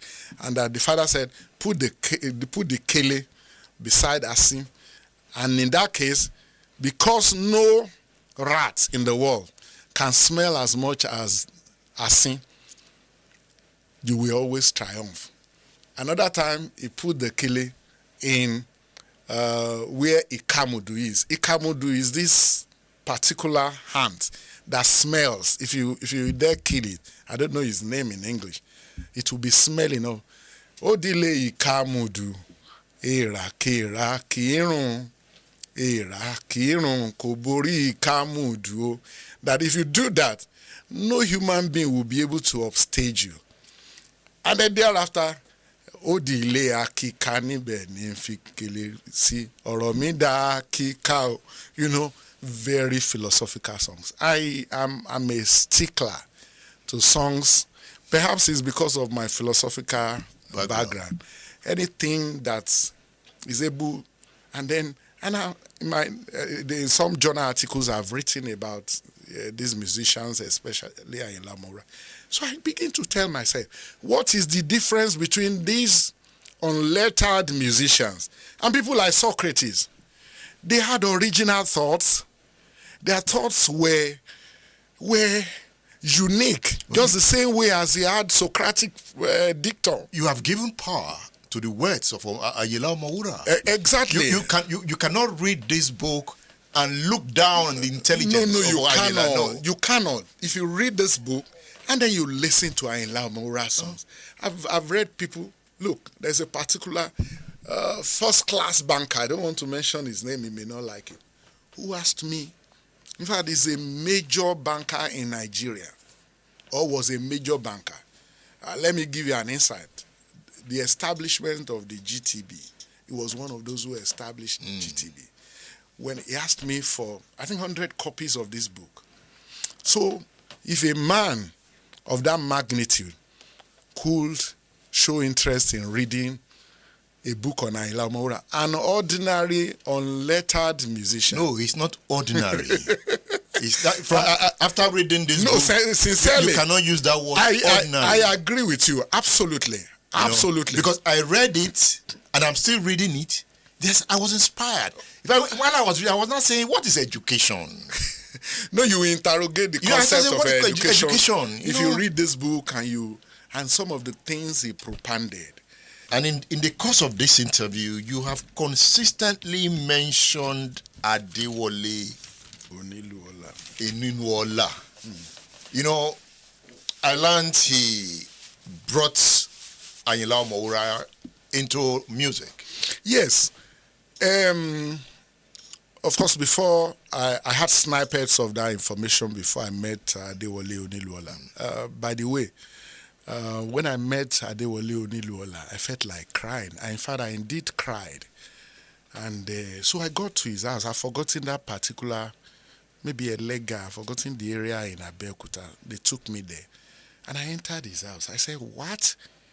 This was the home of the man who provided rhythm to the music of this great man. He was the drummer. He was the drummer. I will tell you what he told me. And so I entered the man's house. There were no couches. All you had were some about 2 or so wooden chairs.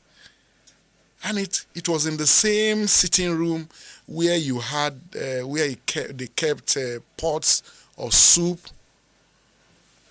And the first thing the man said, Shebi Gbajumo, Shebi le Gbajumo Shenrire. Is this how the house of, how do I translate Gbajumo now? Somebody who is renowned and is about time. That could you imagine that this is the house of a Gbajumo? And he started crying.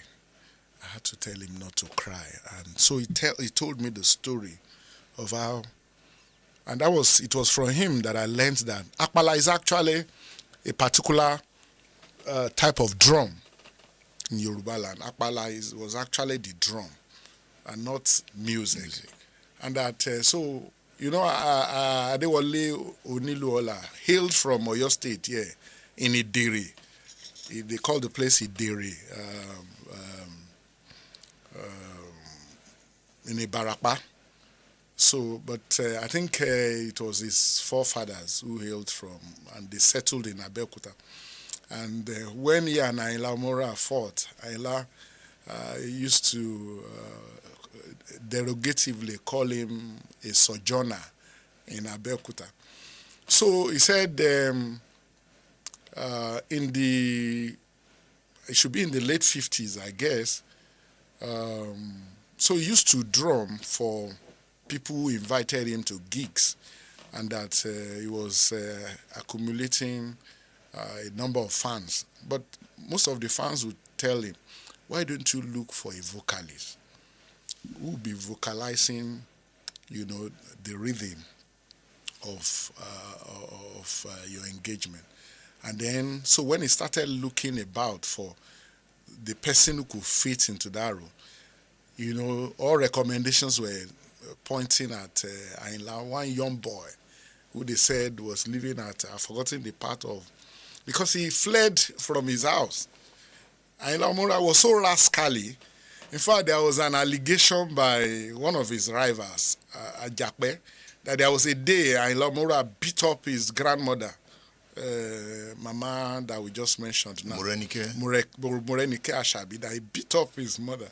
And if you knew the kind of character that Ayinla Omowura was when he was growing up, it was not unlikely that Ajakpe's allegation was true.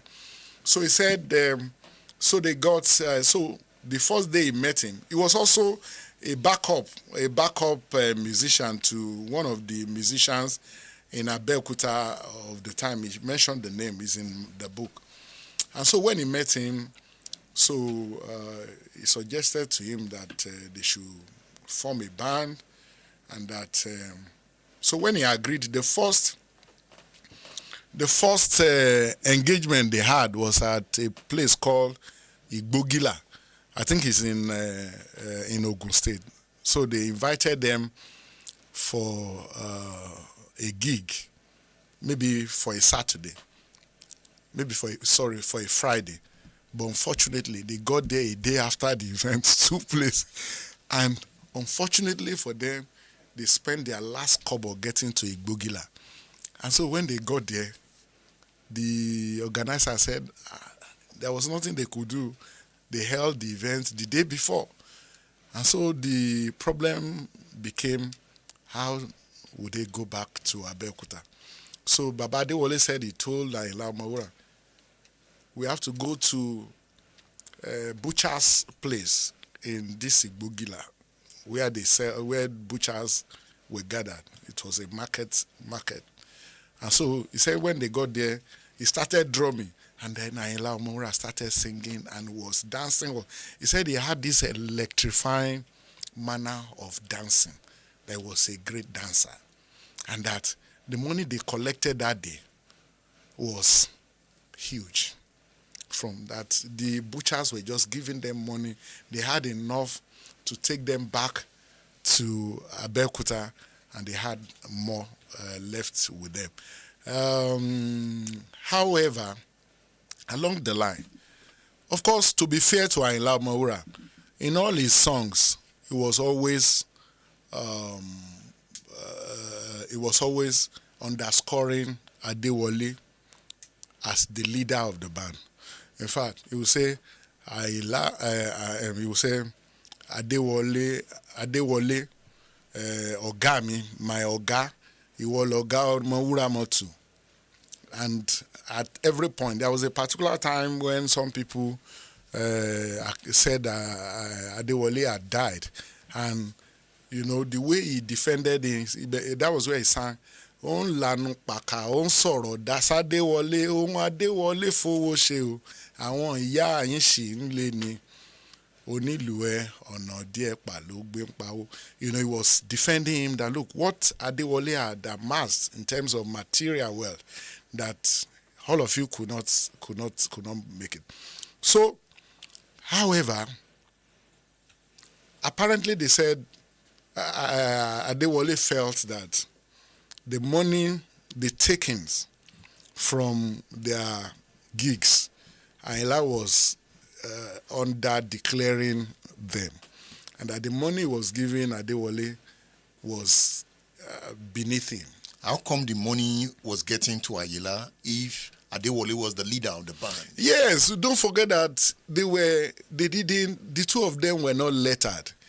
Mm. They didn't, unlike now, where there will be an agreement, a legal agreement that will be signed by the two of them. I own this band, and that will be the document of operation. Unfortunately, when they went to EMI saw Ayinla Omowura. Apparently, that narrative didn't get, even if it got to EMI, there was the unlikelihood that EMI was going to recognize a drummer ahead of the vocalist. The vocalist. So, EMI recognized Ayinla Omowura as the leader of the band, but in action, Ayinla Omowura was always deferring to Adewale. But he was the leader, he who controls the pulse. Exactly, he did. And but in 1978 or thereabout, I think it was before 1978, Adewale couldn't stand it any longer and had to leave the band. And when Adewale left, Ayinla Omowura got another drummer, one Baba Adenekon, whose nickname was Yebere. And so Yebere became the drummer, and he was also doing very well. One of Ayinla Omowura's most sold records is Ìṣe ilé ní òru wọn dé ta o. Ìṣe ilé ní òru wọn dé ta o, ìyàwó òṣì ẹlẹ́jọ́ wẹ́wẹ́. Ayinla Omowura had a very caustic tongue. So, of course, Yebere fitted him very well, and some people compared the drumming of Yebere and Adewale. Some of them will give it to Yebere that he drummed better, but apparently Adewale didn't do well where he went to. There was a time when he even had to drum under a man called Anima Shaun, who was a member of Ayinla Omowura's family. He was also a musician. Of course, that didn't fly.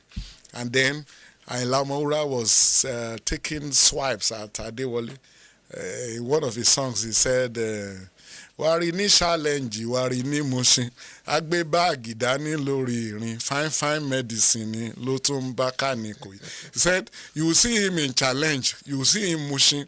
He will have a bag slung to his shoulder. Maybe he was engaged in, these people, itinerant drug sellers of the 70s and 80s called fine medicine. That perhaps he was selling fine medicine. I remember asking Baba Adewale, and there was this allegation that you were the one that Ayinla Omowura was talking to. He said, me, I don't know. I didn't know whether anybody was insulting me. Look at what you wrote here. You said, according to Adewale, unfortunately for him, the person he got to be the lead singer for him didn't have the voice or Midas touch of Ayinla Omowura. The new band that Adewale put together, however, persevered in weathering the storm, but not on the pedestal of the Omowura fame and recognition. Exactly. So at this point, two things led to the return of Adewale. First was that apparently Yebere was also too carried away by the adulations coming his way, as having been a placeholder, an effective placeholder for the drummer who left, Adewale. And so went and met Ayinla Omowura that he also needed to be given a vehicle. Of course, don't forget at that time, any request that Ayinla Omowura had, just needed to send it to EMI. EMI would give him the request, and then the financial implications will be turned on his earnings, the royalties from his album. So Yebere asked for a 504 Peugeot car, and then by the time the vehicle came, what Ayinla Omowura gave Yebere was a Datsun 120Y, which I was told Yebere declined to accept and then left the band. And as at that time, dignitaries in Abeokuta saw the fate of Adewale. He wasn't doing well where he was. They also saw that Ayinla Omowura apparently was missing Adewale, because at some point he sang to say that instead of him to come and beg, that Adewale should have begged him so that he could return to his band and to mend the miserable life he was living. He was still hawking albums all over the place. So people like Adeola was a transporter, Lagos, Abeokuta at that time. If you listen to Ayinla Omowura's songs, he used to serenade that Adeola. And then there was Ishegoju.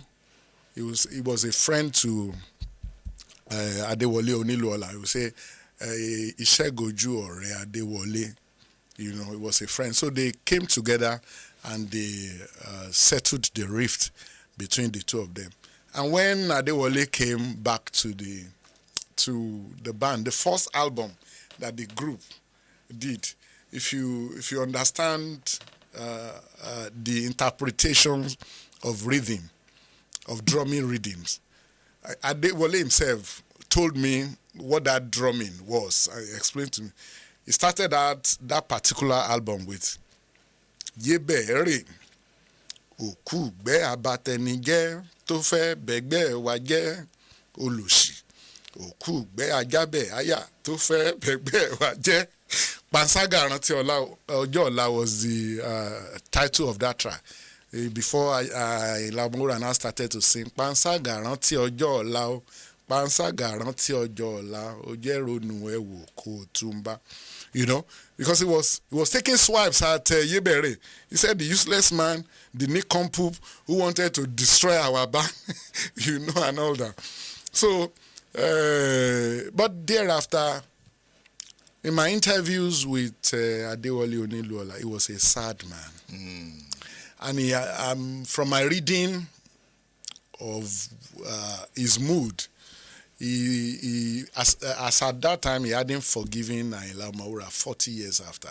Because he came back, I think, 1978, and they were able to do together maybe just 4 albums. Because 2 years after Ayinla Omowura died. And he said all the promises that Ayinla Omowura gave him, he never fulfilled them by the time he passed on. One thing about Ayinla Omowura was that he was a social commentator. He was a social commentator. You also described him as a moral instructor. He was a moral instructor. And if you look at the 1976 album entitled Owo Udoji, he spoke about government policy. Yes. Okay, let me begin from here. And one of his first 2 albums, as at that time, after post-independence Nigeria, don't forget that there was a wave of armed robbery that came with the petrodollars. People left villages and came to the cities, believing that once they came to the cities, you could pick money on the streets of the cities. And so a wave of armed robbery began. And in response to that, the military government of this time started executing armed robbers. And as at that time, there began a connect. People began to make a connect between armed robbery and ostentatious living. And one of the dresses of that time, costly dresses of that time that people were, yearning to have was lace material. And Ayinla Omowura sang, and then there was an execution that was done here in Eleyele, in Ibadan. I think maybe 72, 73, I've forgotten the year, where he sang. So he said, Ayinla Omowura sang and said that he was hearing a rumor that they said nobody should wear lace. But that's, what kind of illogic is this? That whoever offends, whoever was involved in armed robbery or any antisocial activity should be arrested, but not that you now vent your anger on wearers of lace material. And then took his time to pay tribute to lace. He said, Ikato bashe lobange bieba lowo ti ebara lace bo yin fidagbada. That if you have money, You can buy your lace material and use it to sew agbada. That and whoever wears buba makes a lace into a buba and shokoto that was always going to be accepted by society. Then it began to reel into the names of those who were executed, who wanted to bring shame to the to lace wearers. Alamu Aderemi wọ́n olóhùn orin ńṣe ni wọ́n gbé ẹ má torí owó lọ fìbọn pànìyàn lórí. Don't, because of crave for money, begin to engage in armed robbery. So he started mentioning the others. He also, don't forget that one of the hills that came with post-independence was also the fad of women bleaching their skins. Ayinla Omowura also sang to excoriate that tendency. Ọ̀rọ̀ mi dórí o dórí o. Okay. No, this Ọ̀rọ̀ mi dórí o dórí was women selling drinks whose husbands, because he was also, you could call him a non-conformist. This Ọ̀rọ̀ mi dórí o dórí, you had women, because husbands of women who operated beer parlors now began to complain that their wives were becoming adulterous. And apparently, maybe because most of the wives of Ayinla Omowura, he picked them from beer parlors. He was also harvesting wives of other people. In fact, one of the interviews I had with one of his wives, I said, Ayinla Omowura, ó bàjẹ́ obìnrin, that there was no woman that he could not go out with. In fact, there was an allegation that Sikiratu Adekola, the woman who was operating that beer parlor where he met his death, was his woman friend. And so he also started the Owo Udoji, the Udoji Award. And then, the way, how you would know his brilliance. When he was talking about Udoji Award, he said, ẹ jẹ́ ká san owó Udoji náà fáwọn private companies kiri ó kárí. So it was an award for government workers. Yeah. So in that song, he was saying, look, government, why don't you give private sectors that same opportunity so that this new wave of lajis would circulate around Nigeria? Can you see logic from somebody who did not go to school? When Nigeria changed from right hand to left hand, General Mobolaji Johnson granted an interview shortly before he died. It was published by the Saturday Tribune. And in that interview, he explained the song that Ayinla Omowura sang, the tenement rate policy of the Mobolaji Johnson of that period. That look, please, you cannot afford to be disobedient to this policy of Mobolaji Johnson. He took his time to explain category A. Don't say àjọgbé 4 naira lówó wọn. Ayé matapa síjọba ẹ faramọ́ Mobolaji. Very rhythmic song. He took his time to explain it. Mobolaji Johnson in that interview said the government never contacted him, though he had heard about Ayinla Omowura, and that there was resistance to that policy in Lagos. That after that song from Ayinla Omowura, the wave just got calmed. The power of music. The power of music. And so he was, because he was singing, the praises of government, you could call him a pacifist. But when you see that he was also resistant to some of their policies, then you will see him as somebody who was just, maybe perhaps he felt the criticisms that he didn't go to school. He also wanted to flaunt his understanding of social matters, and that and to also aspire as a public affairs analyst through music. He sang about the national census. He sang national census, so many issues of society. Even when Nigeria transited from pounds to naira. Pounds to naira. When even the civilian government came in 1979, he sang Ẹ̀yin Òṣèlúwa, you politicians, where he was talking about where there should be no violence, that people should come out and support civilian rule. Now, his father also sang. Yes. So, can we say Ayinla got his music sense from his father? Exactly. In several of his tracks, he told people that, look, he met music in his house, that he was born into music, that he didn't just stumble on music. His father, though a blacksmith, Yusuf Gbugbolowo, he was the one called Anigilaje. You know, the man was so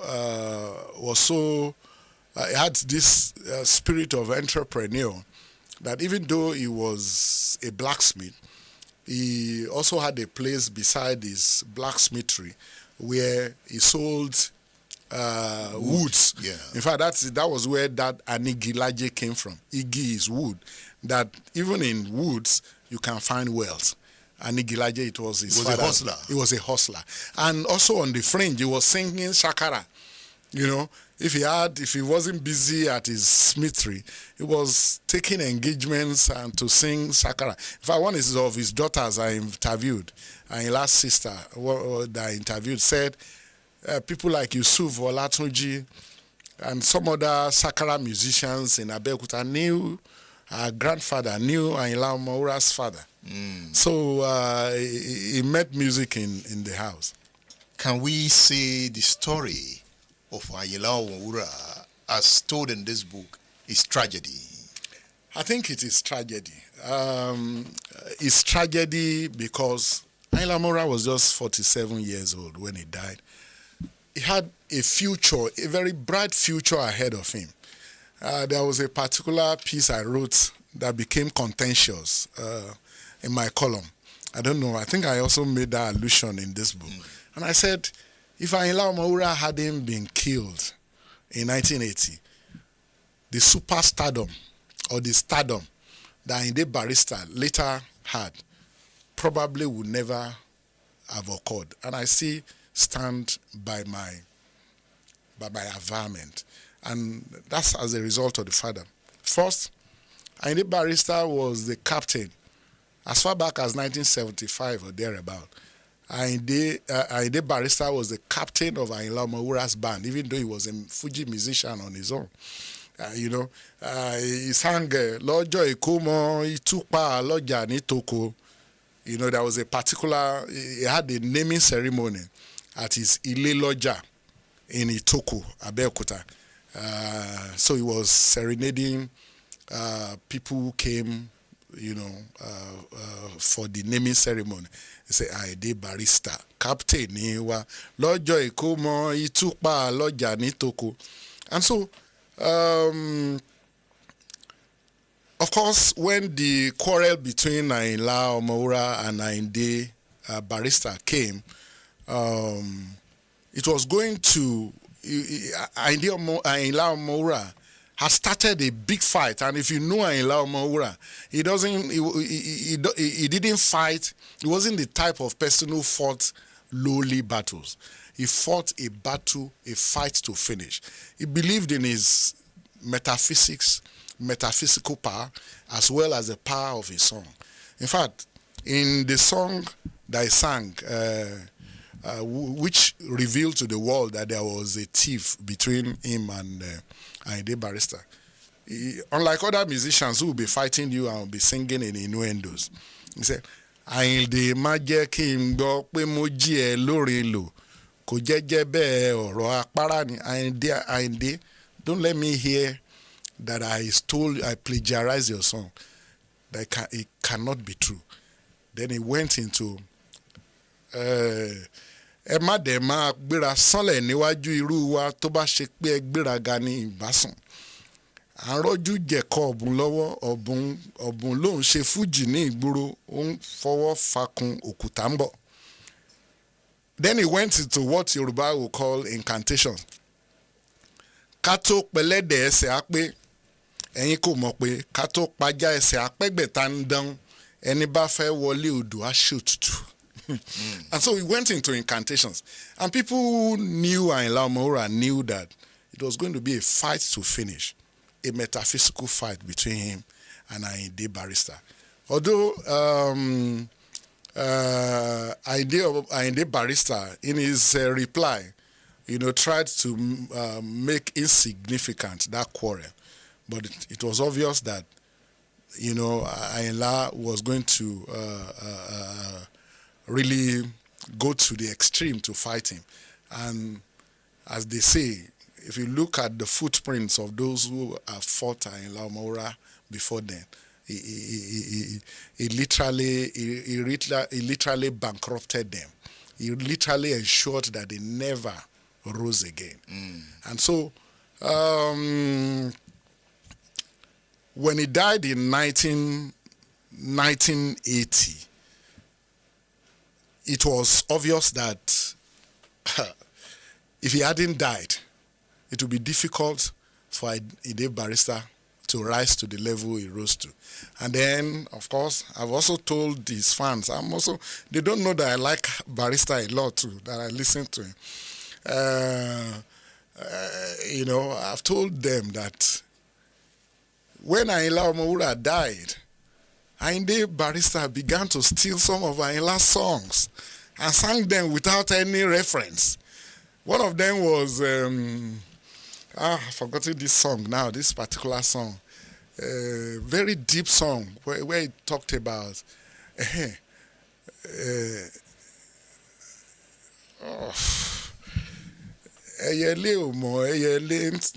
I've forgotten. You have so many lyrics in your head. No, there's no song of Ayinla Omowura that I don't know. There's no song. But eventually, Fuji has displaced Apala. Yes, unfortunately. You see, if you place Fuji and Apala side by side, Apala is one of the hardest songs to sing. Because look at what Kwanwan sings now. You can sit down here now and begin to talk about how Edmond Obilo is sitting down wearing red clothes, wearing black clothes, just a mumbo jumbo, if you like, struggling together, in my own opinion, mundane issues. But you can't sing Apala if you are not deep. It is, if you see the prologue I wrote there, I talked about the uniqueness of Apala.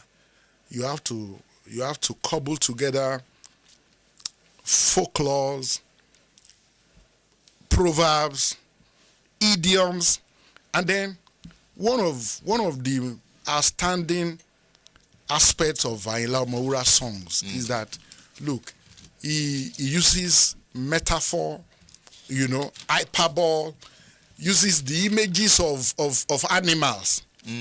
Uses the images of animals to explain reality. So it's not a song, it's not a genre of traditional African music that is easy to sing. You have to be talented in it.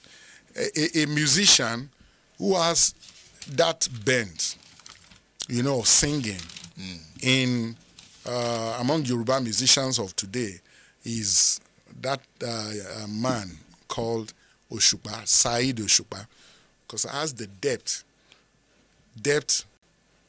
of Ayinla Omowura, has the recourse to the repertoire of traditional practices, and which when you listen to that song, you find rhythm, you find depth, you find philosophy.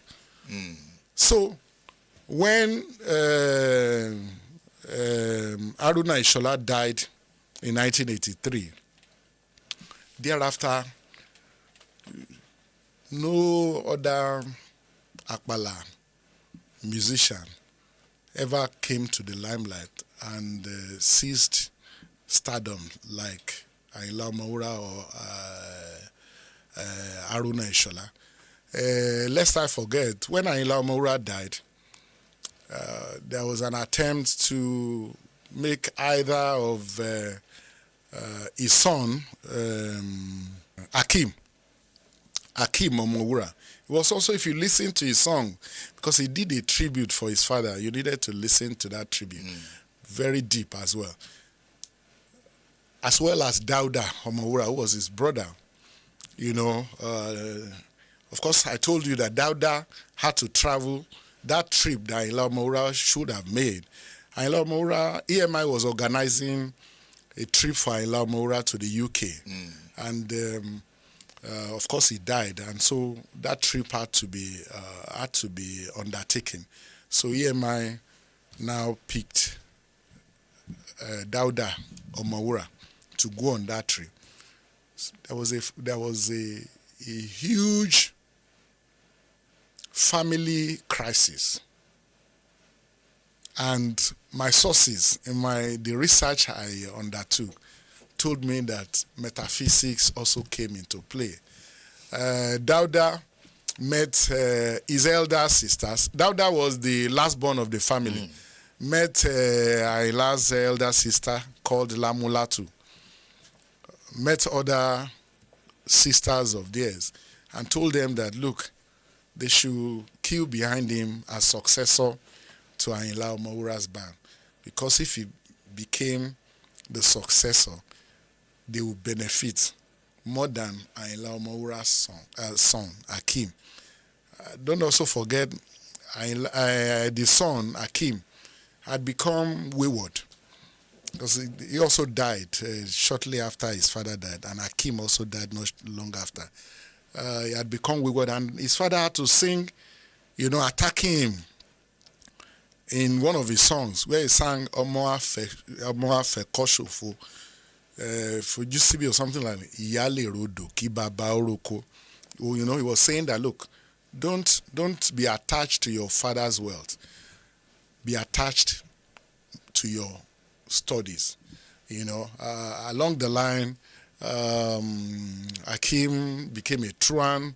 I even have a friend who was his classmate, was always running away from class, and the father had to go to the studio to sing, denouncing that truancy. It was at that time I learned he had started smoking India hemp. And then so Dauda Omowura went to London, and the money he made from that trip, he bought some musical instruments with the money. Don't forget I told you that the house that Ayinla Omowura built at Itoko, at Ileloja, he built it on their grandmother's land. And Dauda was the bricklayer? Dauda was the bricklayer, because he was a bricklayer before he joined his brother to become the secretary of the band. So Dauda was the bricklayer. Although Ayinla Omowura was providing the funds, Dauda built the house. And so while Ayinla Omowura was alive, Dauda had, his family was also downstairs. He also had rooms, given to him by his brother. And so as at the time when the brother died, he was living in the Itoko house. And so when he brought those instruments he bought from abroad, he kept them in a room in Ileloja, in Itoko. One day, they just saw that smoke was oozing out of that room. The old instruments got burnt.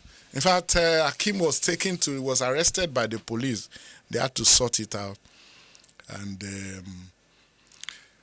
somebody told me, a source confided in me, that they had to neutralize Akim, that he became a survivor of the fittest, on who should carry the banner of Ayinla Omowura. They even fought over that house. They fought over the house.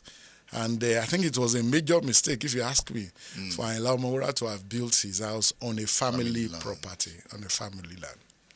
Wow, what a story. Thank you for writing this book. We thank God, we thank God. Thank you. When you read it, how do you feel? When I read it, I ask myself, was I crazy? How did I cobble this together? More than 500 pages. Yes, and my publisher, I actually wrote over 200,000 words. And my publisher shouted that, look, we have 580 that I had to cut it. I had to cut some parts of it. And then what is very instructive about this book is that I wrote it in 2 or 3 months. I came back from the law school in 2019, and I started writing it. And don't forget that I was struggling to meet the May 6th deadline because that was the 40th anniversary of Ayinla Omowura's death. So I needed to have a book available for his fans on May 6, 2020.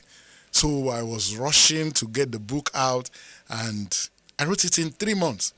And of course, I love listening to Ayinla Omowura's music, and writing it was a great pleasure to me. Thank you for writing this book. Thank you. The language you use is reachable. Yes, I also needed to do that. I needed to come down to the level of fans because I reckoned that it wasn't only literate people who would be able to read the book, that they could, even if you if you come out with a secondary school certificate, you should be able to read. I attempted. It wasn't easy for me. I attempted to ensure that everyone could access it. This is the book to read. Read it. You'll find it on udarabooks.com. Ayinla Omowura, Life and Times of an Apala Legend. That's the book to read. Dr. Festus Adedayo, thank you for featuring on State Affairs. Thank you for having me here. It was a great pleasure. Thank you.